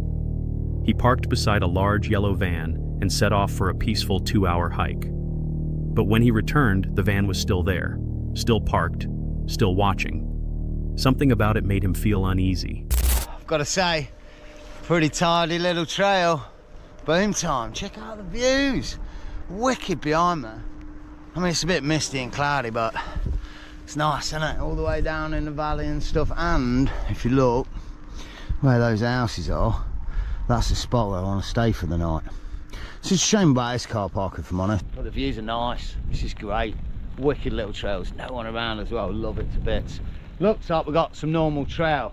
But I think Teg's Nose is up yonder. So yeah, a little bit of a bumble fluff trail up. Oh, no way, just getting back to the crib, but check it out, that van's still here. Makes me wonder if they're overnight in here, you know. You're going to get some busybody come down though, for sure. One of them wardens. As night fell, Adam settled in, pasta boiling on the stove, curtains drawn halfway. But something wasn't right. He thought he heard knocking. Heard some knock on me car. Oh, it must be the rain. Well weird. Some dude pulled up a while ago. I'm sure he went to walk his dog, but he was eyeing me up loads. Obviously a local, do you know what I mean? But there's still that van over the way. He's still parked there. He's definitely here all night, but that's the thing with places like this. The locals are like, they'll report it and someone will come down at 6 in the morning to give you a ticket or something, you know what I mean? They're all proper busybodies, eh? But yeah, a bit random, that. Anyway, yeah, pasta's nearly cooked. Looking out, he spotted a man and his dog walking away. Just a passerby? Maybe. But the van hadn't moved. It wasn't going anywhere. Then, just as he began to doze off. Oh, this is well dodgy. Someone's just pulled up right next to me, clapping around like a madman. That van's over the way. Don't know what to do, to be honest.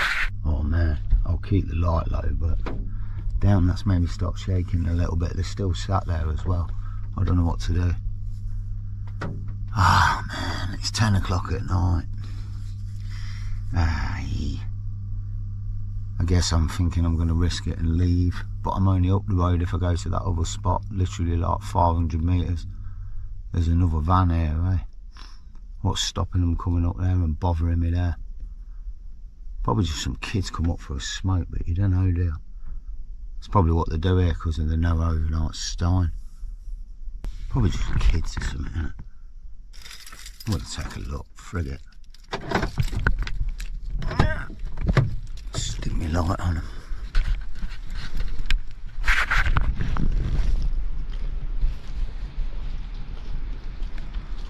What the fuck?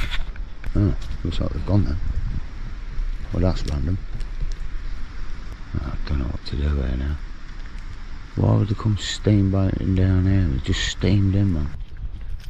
They just steamed in and pulled up like right behind me. I opened my door and then they pulled up right next to me, and then they were papping the horn. I thought they were still sat there. Just wondering if they're coming back up or something. Ah, this is dodgy now. I guess I got that van there, but it's not too much of a bother, is it? Another car pulled up. Its headlights burned through the dark, aimed directly at Adam's van.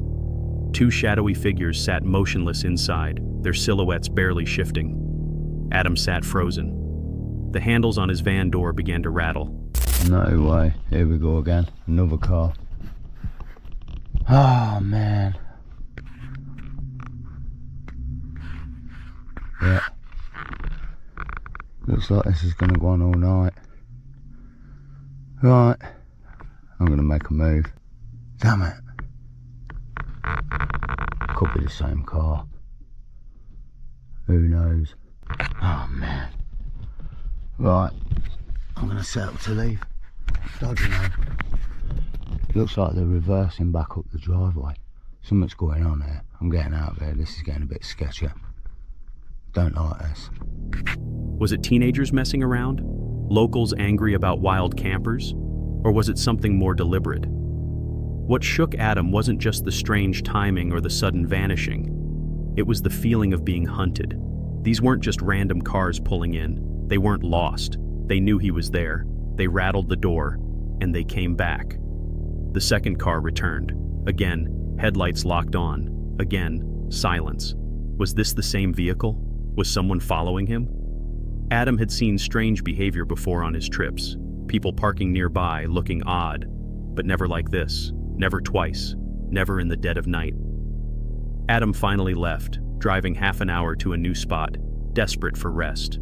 The rest of the night passed without incident, but when he awoke and recounted the story, the dread was still there in his voice.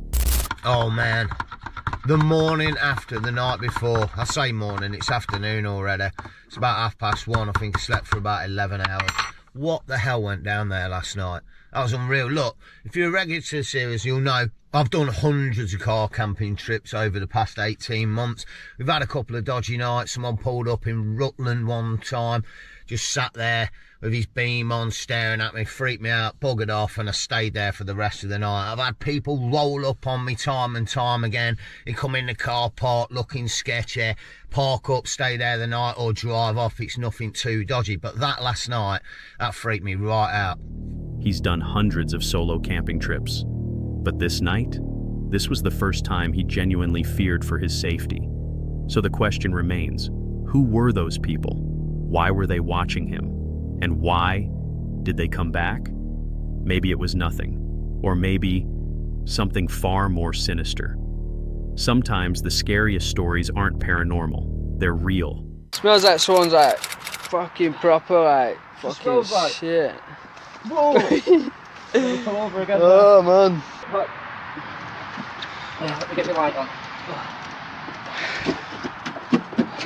Whoa man! Fucking hell, me foot's in the water! Oh man, that was grim. Hey, we need to ring the police. As crazy as anything. We need to ring the police. What? We need to ring the police. Have you got a phone? No, I've not got a phone. Have you got one? Yeah. Where is it? This disturbing case was captured by Wes, a 31-year-old YouTuber behind the channel Adventures with Wes. Known for exploring eerie, abandoned places across the UK, Wes often dives into dark forests, forgotten tunnels, and hidden ruins. But on July 27, 2020, he and his friend Andy stumbled into something neither of them were prepared for. What started as a lighthearted exploration ended in horror. Welcome to Adventures with Wes. Right, so there's nettles everywhere, sloppy mud everywhere. We're at the pipe. We're at the pipe now. So, guys, the pipe is just down this slope here. So, where's just down here, mate? Let's do it, bro. Let's go. Wes and Andy had arrived at a dense forest rumored to contain long-forgotten tunnels. The area was thick with mud, nettles, and the smell of decay.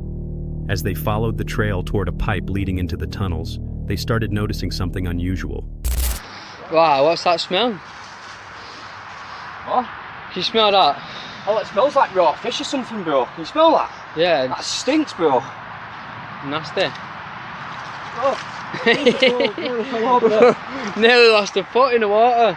Right. Guys, I just nearly fell over right there. Right, I don't think it's fair if I get you on video falling in the water, but should we get it on anyway? It's fine, right, let's get him in. The deeper they went, the stronger the stench became, so foul it nearly made them gag. Flies began swarming, and a sense of dread started to settle. Yet they continued, laughing nervously, trying to brush it off as just the usual sewer stench. But then, something caught their eye. Andy's flashlight landed on something shoved into the wall of the tunnel. Don't know what's going to go down. I swear to God, someone lives in that pipe, mate. Nah, stinks too much, man. It's proper rotten, that. Someone came out of that pipe and wanted to attack us. I wish these flies would, buddy, go away, man. Oh! Oh, Oh, bro, could you smell that? That stinks, bro. oh nasty, man. Fucking hell. Smells like someone's like fucking proper like fucking smells like- shit. Bro! Nearly fell over again. Oh man. Right. Let me get my light on. They froze. The laughter stopped. Panic set in, and within seconds, they ran. Breathless, slipping on the mud, they bolted out of the tunnel and didn't stop until they reached the main trail. Whoa, man! Fucking hell, me foot's in the water! Oh man, that was grim. Hey, we Body right now, need to ring the police. absolutely crazy as anything. We need to ring the police. What? We need to ring the police. Have you got a phone? No, I've not got a phone. Have Get you my got phone, one? bro, ring the police. Where is it? The footage cuts off. No update was ever given after that. Viewers were left stunned. Was this real? A prank? A setup? But details in the video suggest otherwise. The smell, the flies, the raw panic in their voices. It didn't feel staged. It felt raw, real. And if what they found was indeed a body, who put it there? How long had it been sitting in that tunnel? And the question that haunts viewers most, what if someone had been watching them the whole time? There's also a local legend mentioned offhand by Andy, a story of a bloody man once seen crawling from these very pipes. Could it be connected? To this day, there's been no official word on what was found in that tunnel. No police statement, no follow-up, just silence. But the fear in their voices felt real, and that's the most terrifying part. If it was staged, good acting. If it wasn't, that tunnel may still be hiding a nightmare. So ask yourself, what would you do if the only thing separating you from something dead was one thin wall of concrete and a flashlight? Which story stuck with you? And have you ever experienced something strange while camping? Drop your story in the comments. We'd love to hear it. What'd you say? What'd you say? I didn't say nothing. You just didn't say something to me? Dude, I didn't say nothing. I'm telling you. The only thing I said was I almost ran into a spider a minute ago. I heard you say that. No, you said something else. Dude, I'm telling you, I didn't say nothing.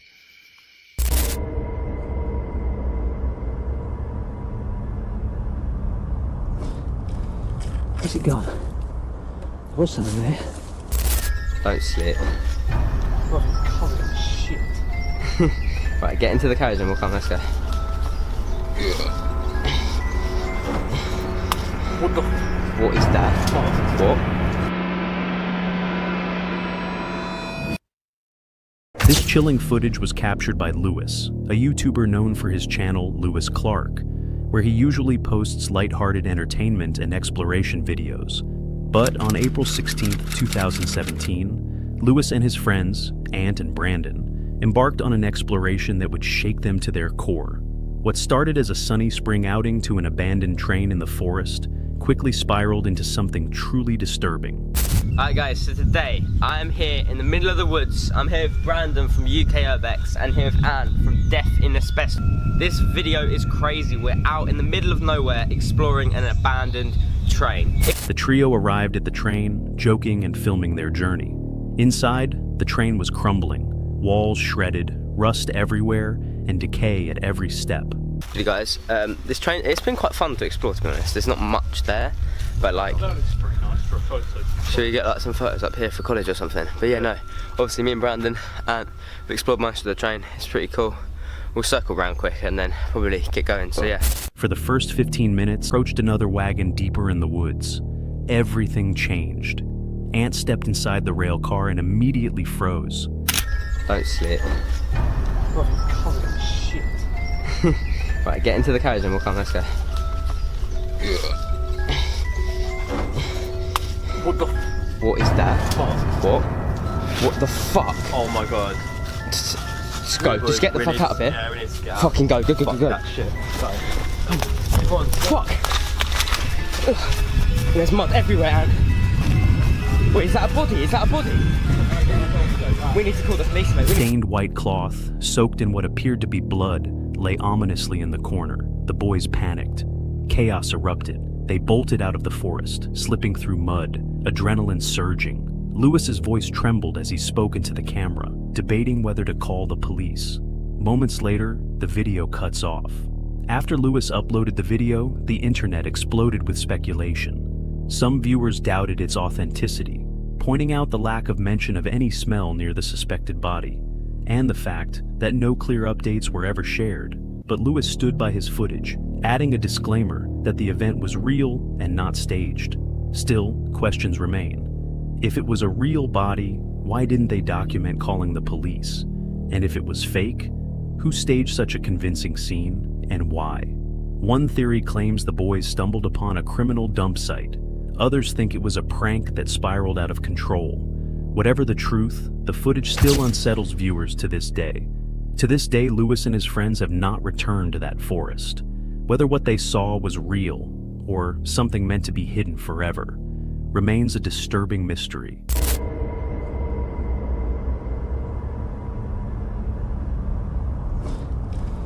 Where's it gone? There was something there. This is a video taken by Paul, a man in his later years with a love for nature and peaceful living. He often shares wholesome content on his YouTube channel, Paul Sparrow, from music to outdoor vlogs. But on August afternoon, one upload stood out from the rest.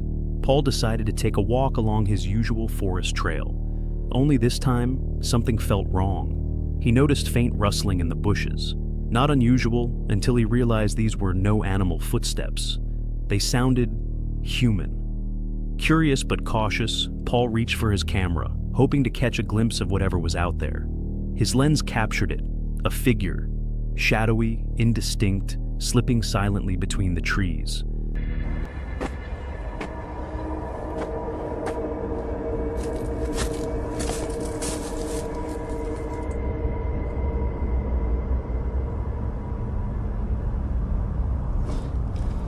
Where's it gone? There was something there.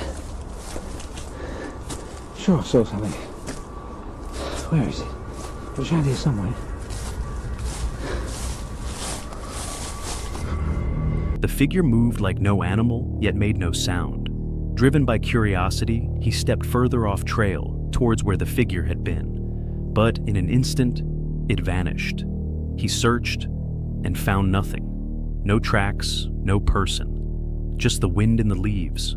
Paul uploaded the video with no conclusions. His viewers, however, had plenty.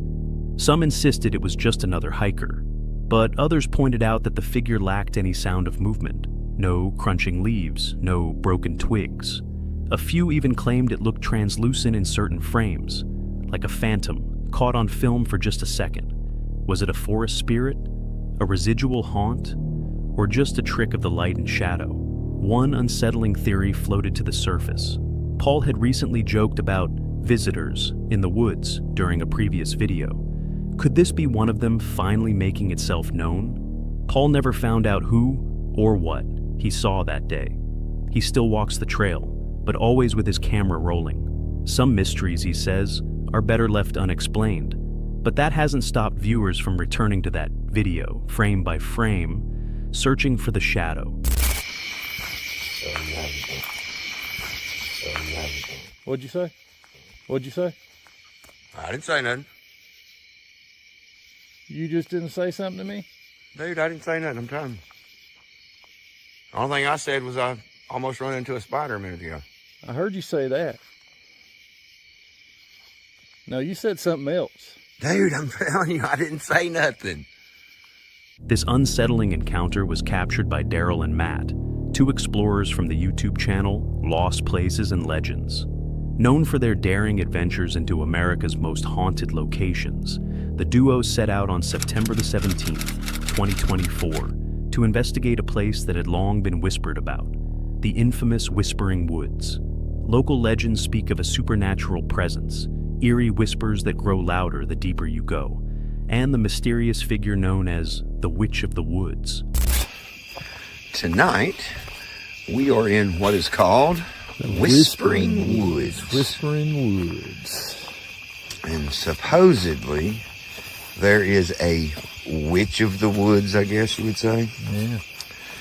And, something freaky like that.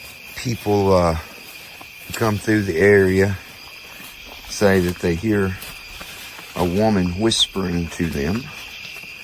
And, the deeper in the woods you go, the louder the whispers get. With flashlights in hand, Daryl and Matt step into the dark forest. At first, the woods seem typical, quiet, save for the crunch of leaves and the occasional breeze. I mean, the woods are a scary place at night, for sure. And your mind plays tricks on you. Makes you think you're seeing and hearing all sorts of things. Yeah, all your senses get amped up. Right. Look at these rocks stacked up. I see that. It's kind of strange. It's like a little... Well, I mean, they said that she had a sanctuary back here. What is that? What is that? What is that building right there? I have no idea, man. But as they move deeper, they find a strange decaying building. I think that's a hiker's thing. Maybe. Hiker's camp. Nearby, they also notice signs of a hiker's camp. But the deeper they go, the more the forest changes.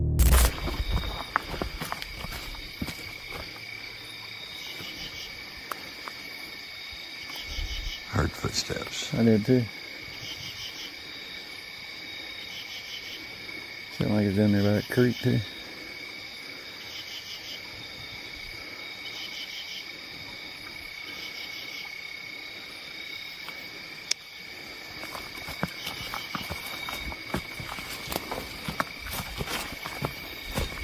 Strange rustling sounds follow them. Footsteps echo from the dark creek below.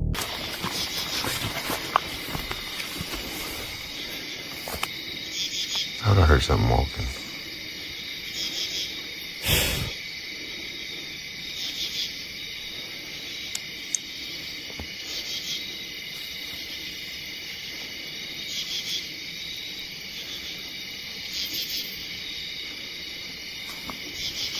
Maybe not. But, alright folks, we back. Keep hearing something over there. Yeah, over here on our left, we keep hearing stuff.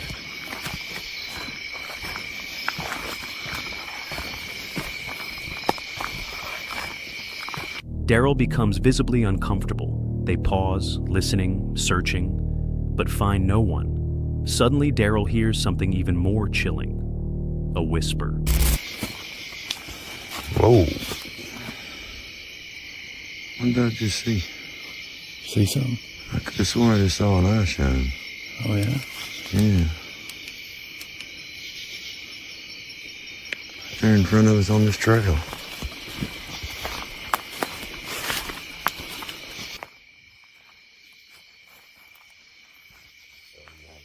What'd you say? I didn't say nothing. You just didn't say something to me? Dude, I didn't say nothing. I'm telling you. The only thing I said was I almost run into a spider a minute ago. I heard you say that.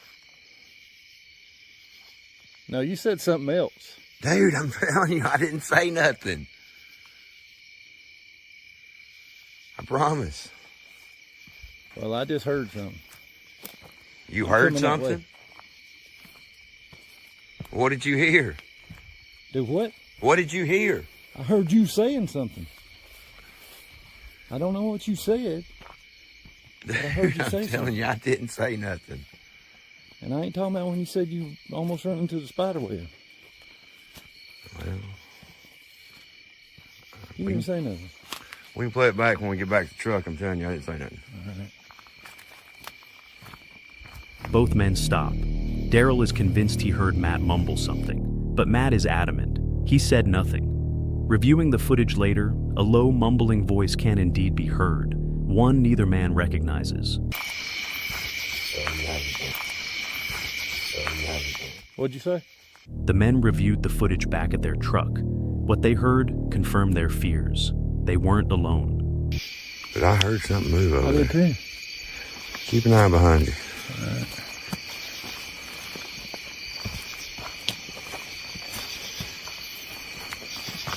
Dude, I keep hearing something walking in the leaves. Yeah, I'm hearing it too, man. I'm hearing it too.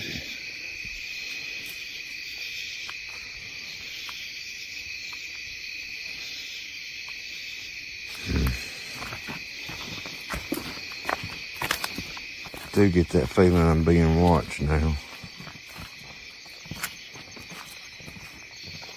Viewers began speculating. Was it the voice of the witch said to haunt the woods? Or was something far more ancient watching them from the shadows? The unexplained whispers, the feeling of being watched, the shifting shadows. All signs that something was with them that night. Some commenters suggested it was a trick of the mind, others that the forest itself holds a supernatural energy. But one thing's for sure, Daryl and Matt were not imagining what they felt. To this day, neither of them can explain what they experienced in the Whispering Woods. The whispers, the voice, the unseen presence, all remain unanswered.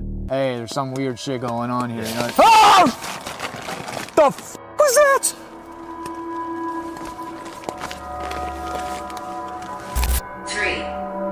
Three? What the hell was the third option? You gonna love me? You gonna hate me?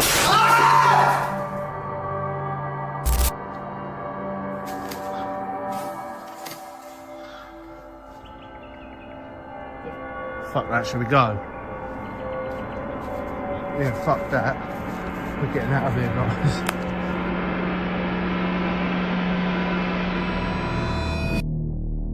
Meet Jasko, a fearless YouTuber renowned for his bold explorations into the unknown. On a rainy night, he and his friend Benjamin head into a forest shrouded in local legends of satanic rituals and demonic presence. Armed with only their camera, a letter from a fan, and a tent, they prepare for a chilling night that will test the limits of their courage. And we set up the campfire. We were laughing nervously, but it felt as if something or someone was watching us the entire time. 9 p.m. As it got dark, so I'm assuming this was probably like summertime, you know, because it gets dark around 9 o'clock in the summertime. As it got dark, we decided to look for this graveyard that people spoke about. Throughout our walk, we would notice strange... What the f was that? That was really weird. I don't... Wait, no. Literally listen, man. Okay, story time can wait right now. Something out there, dude. Something or someone's out there.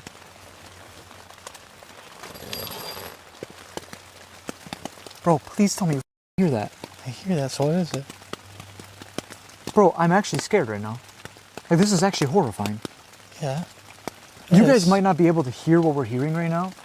Bro, it's... Okay, let me grab the camera for a sec. Look at this. It is so misty out here. I mean, you guys probably can't even see much. As the rain falls, Jasko reads aloud a letter from a viewer who once explored the same woods. From the very beginning, they sense something is wrong. They hear unsettling sounds, whispers, crunching footsteps, and even what sounds like a human voice outside the tent. It's just personal or like local folklore to, hey, there's some weird shit going on here. You know? Oh! The f was that? Who's there? Bro, I'm We didn't tell him the weird. No, weird no. part about tonight. What happened? What happened? Bro, I'm fucking freaked out. The tent ripples. Something brushes against the outside.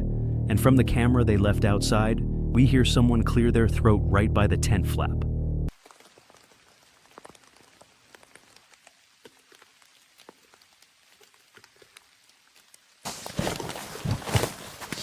What? Somebody just hit the fucking tent.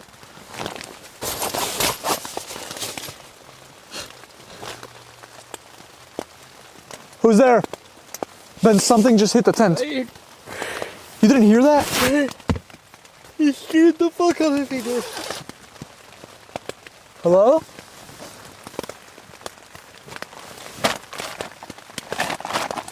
I don't like this at all. I don't like any of this. When they finally gather the courage to look outside, they find nothing. Not bad actually. Hey. All right, Ben, I'll be right back, okay? All right, brother. Good luck.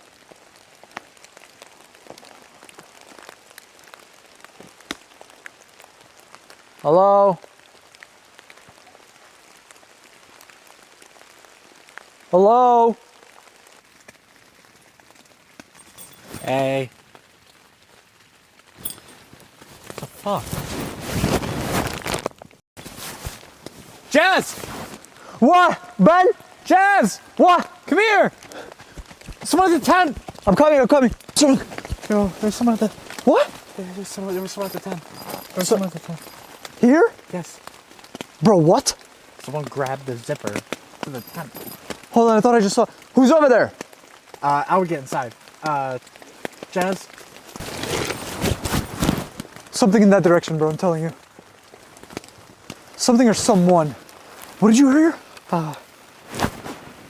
But moments later, someone grabs the zipper of their tent. The friends flee in terror. The destroyed tent, the knife-like gashes, and the fact that nothing was stolen. It all points to one terrifying idea.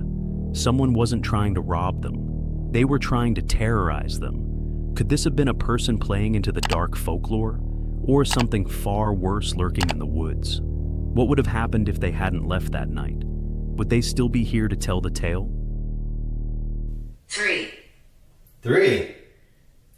What the hell is the third option? You gonna love me? You gonna hate me? This is CJ Fison, a YouTuber known for solo investigations into some of America's most haunted places.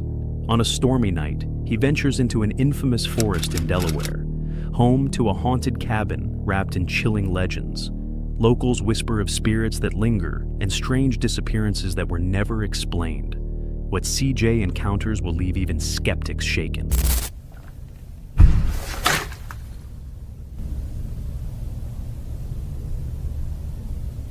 What in the fuck?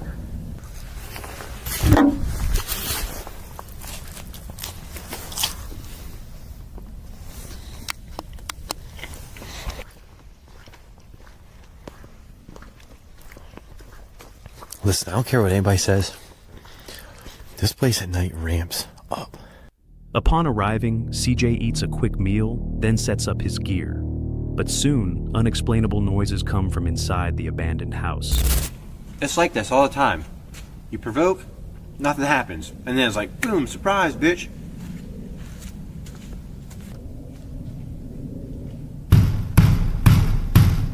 Wake up! And that right there, folks, that is the first solid move to pissing things off. Every time I do that, I have some good luck. I get good evidence, some awesome stuff happens. Who knows, it might happen again tonight. You never know. But that's what you gotta do, you gotta piss it off sometimes. Right? He knocks on the cabin window, teasing whatever might be inside.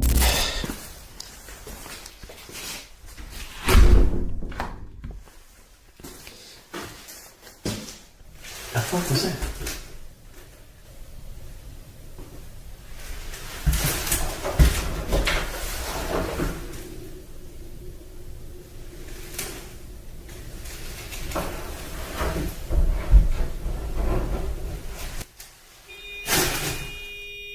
No fucking way!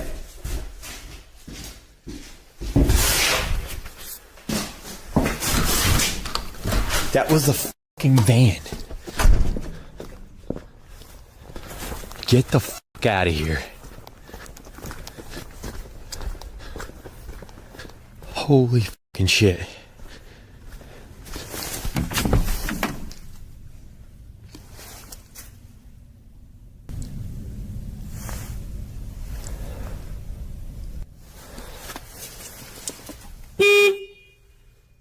That was definitely the horn. Moments later, the van horn blasts loudly, even though no one is there.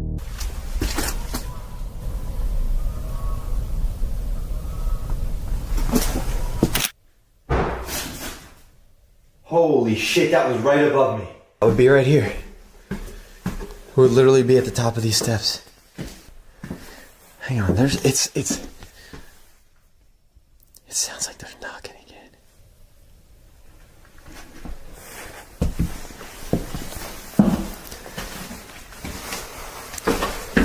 Tell me exactly what you want to do to me.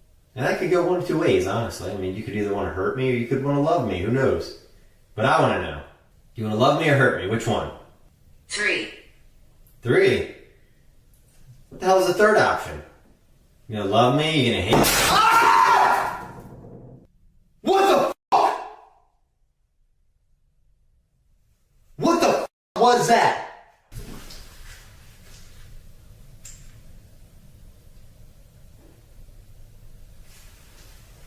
What in the actual... Oh my...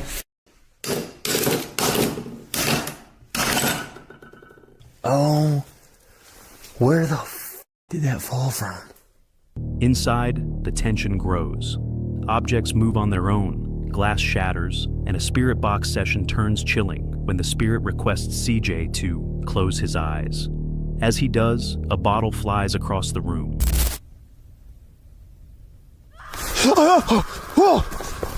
What f***ing shit was that, mother? You piece of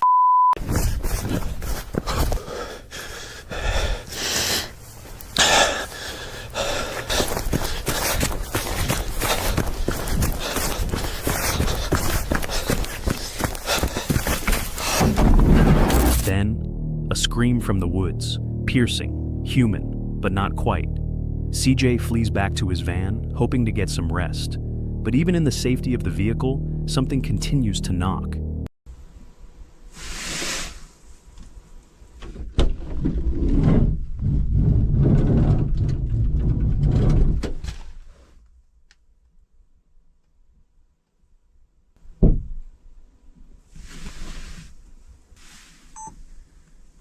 I think I might be... Oh my gosh, my just went out. Voices with no source, physical interaction with objects, electronics malfunctioning, and an overwhelming sense of being watched. Was it the work of spirits, or human threats using folklore to their advantage?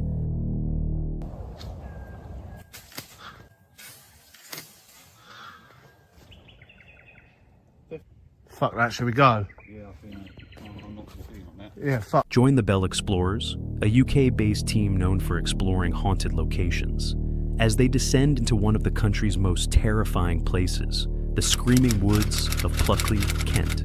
Said to be haunted by tormented souls, this forest has become infamous for spine-chilling cries heard after midnight. What begins as a skeptical investigation quickly becomes something far more sinister. You. We don't actually believe in you, but we're hoping that you're gonna prove us wrong.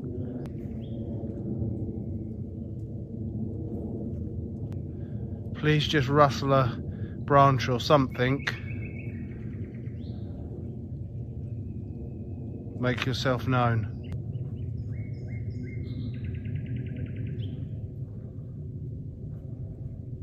The Bell Explorers step into the woods, calling out to any lingering spirits. If there are any spirits present, please make a noise or show us that you're here. We're not here to harm you. Please just rustle a branch or something. Please, make... What was that? You definitely heard it, didn't you? Yes, come from over there somewhere. At first, all they hear are birds. Then, a sudden loud noise disrupts the calm. The tension escalates as another unexplained sound erupts, this time much closer. Panic spreads quickly among the team. Shit. Do it again.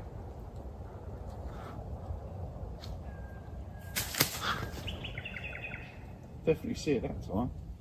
Fuck that, shall we go? Yeah, I think I'm not keen on that. Yeah, fuck that. We're getting out of here, guys. I ain't fucking with that.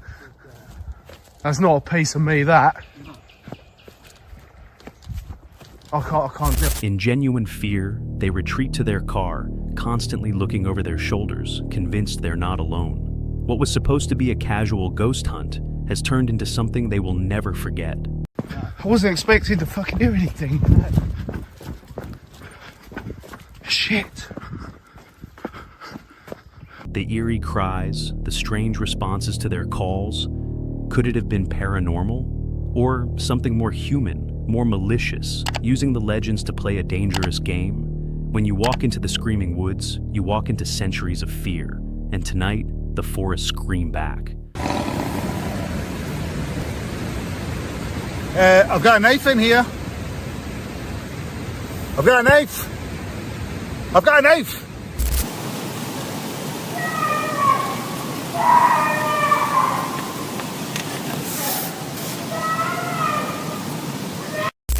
Did you guys didn't hear anything? You saw anything? Ah! What the fuck? What the fuck was that? Oh boy. Ben? In this chilling solo adventure, we follow James, a YouTuber from the channel Under the Weather, as he camps deep within a hidden glen in the Scottish Highlands.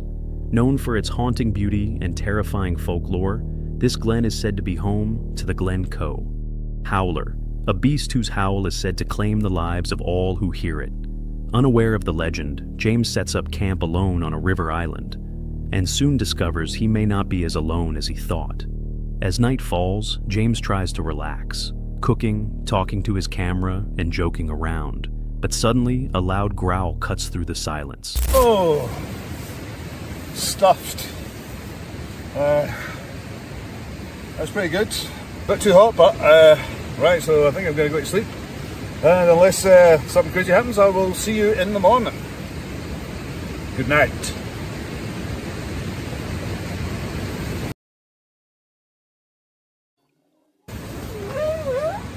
Hello?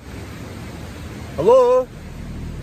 He hears something circling the tent, growls, laughter, and even footsteps splashing through the water nearby.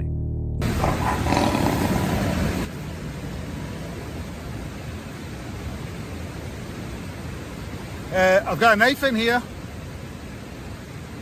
I've got a knife. I've got a knife.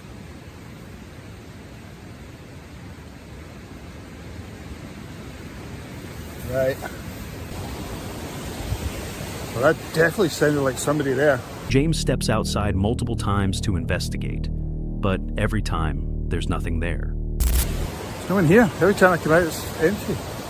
Unless they're coming out the fucking river. There's no way that anyone could actually get it. Jesus Christ! Trapped on an island surrounded by river, with no way to escape until dawn, James whispers into the camera, calling it his last will and testament. If I don't make it, this is my last will and testament, right? You're the last person to see me alive. Good night. Good night. Good night. Ah, screw it. Lights off. The Glen Company. Howler is said to resemble a werewolf, a shape-shifting spirit bound to the misty glens of the Highlands. Could James have encountered this cryptid? Or was it a person playing on the fears of old legends? What makes this more terrifying is the isolation. James was completely alone, and yet the audio captured something laughing, walking, and even growling. Oh God. What a night that was. Oh, that was terrifying. It sounded like hysterical laughing that woke me up. Yeah, I just heard people, or somebody, noises around there.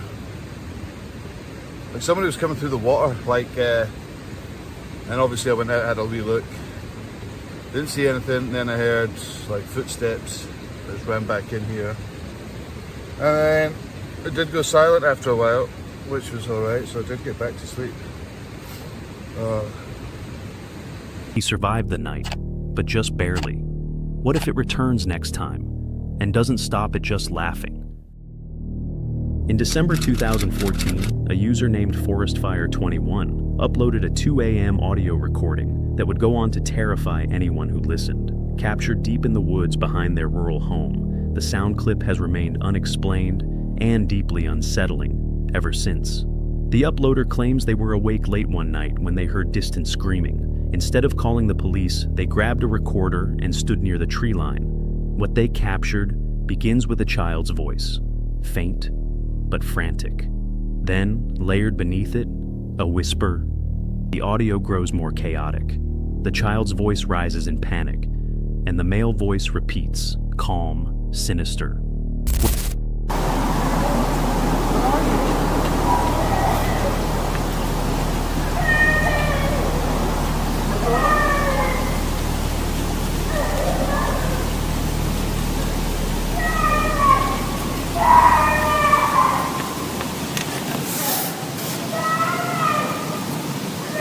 The uploader kept checking local news in the days that followed. No missing persons, no reports of anything strange. Just silence. Some theorized it was a prank. Others suggested something more sinister, a lure. But there was no resolution, no investigation, no closure. The decision not to call the police and instead record raised questions. Was the uploader scared or complicit? And what about the male voice? Was it calling to the child? Or calling something else? The woods were quiet, no homes nearby, no reason for a child to be there. And yet, the scream was real. The whisper, clearer than it should be. Was this the sound of a child lost, or a child taken? Was someone, or something, mimicking a voice to lure people into the woods? Whatever happened that night, it left behind no footprints, no answers, only a recording. And a question that still echoes to this day. Yeah, I'm sure you will. Dude. I need your lights. I need shit.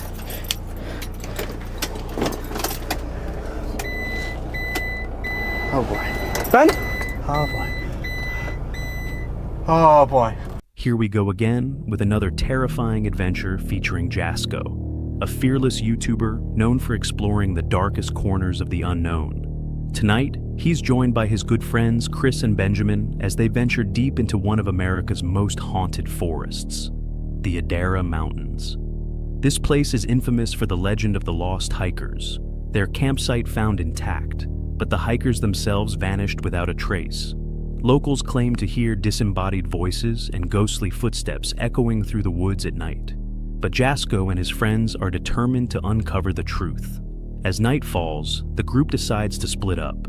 Chris remains in the van, parked near the edge of the forest, while Jasko and Benjamin trek deeper in search of a rumored haunted cabin. They use a spirit box and begin picking up chilling words. Goodbye, on the hill, deathbed. The tension spikes when a deep growl rumbles through the woods, and their flashlight suddenly dies despite having full battery. Oh, dude, I saw like a light over here. I think it was just a fire. Yeah, it was a firefly. Oh, dude, you wouldn't believe your eyes. 10 million fireflies? You wouldn't. Ah! Shit, oh, the f was that? Okay. Look. Oh. It's moving. Whatever it is, it's... Now it sounds like it's behind. So that's why it said goodbye to us? It literally hasn't said anything since goodbye, right? No, it hasn't said anything. Something here. Please come forward and communicate with us. We want to... On the hill? Oh, that's freaky. On the hill. Is there a hill? It's hard to tell. I guess this could be a hill. Hello? Deathbed. Deathbed. What does that mean? Huh? Ben? Ben. Bro, what's the light? The light. Yo, did the battery die? Oh my god, Ben. Oh, no. Ben, we don't have a flashlight. Wait. Oh, I know we should have looked. We're good. Wait. We're golden. Meanwhile, Chris, alone in the van, begins hearing tapping on the windows. So in a van, I'm safe. the fuck was that? Yo, come on, are you serious right now? This place might actually be haunted.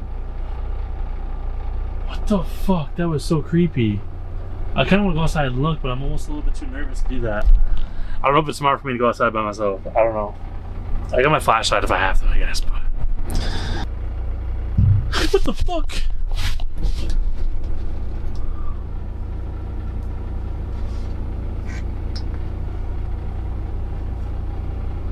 As you guys can't. All right, you guys can call me whatever you want, but I'm gonna take Spirit Talker out. I'm just gonna put it on the table, because I'm pretty sure something just said something. I literally just fucking heard something. What the fuck? What the?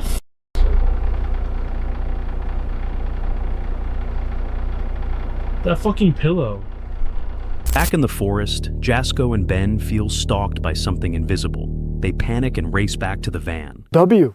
That is W. Ah! Okay. This. That's enough, bro. That's enough. That's enough. Chris! Chris! What the fuck? You guys good? Why are you running? Watch your phone right there. What's wrong? I'm gonna connect this camera to a little power bank so it could run for quite a bit, and then yeah. See you guys in the morning, hopefully. Peace.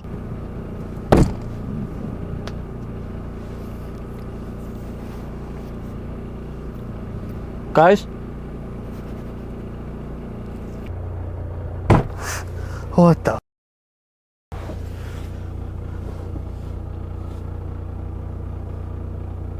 Jazz. Bro, did you get that? Jazz. Did you guys didn't hear anything? You saw it? Ah! What the fuck? What the fuck was that? Dude, we're gonna get out of here now. Shit. It's a lot easier in a tent when you gotta go. Yeah, I'm sure you will. Dude. I need your lights. I need shit.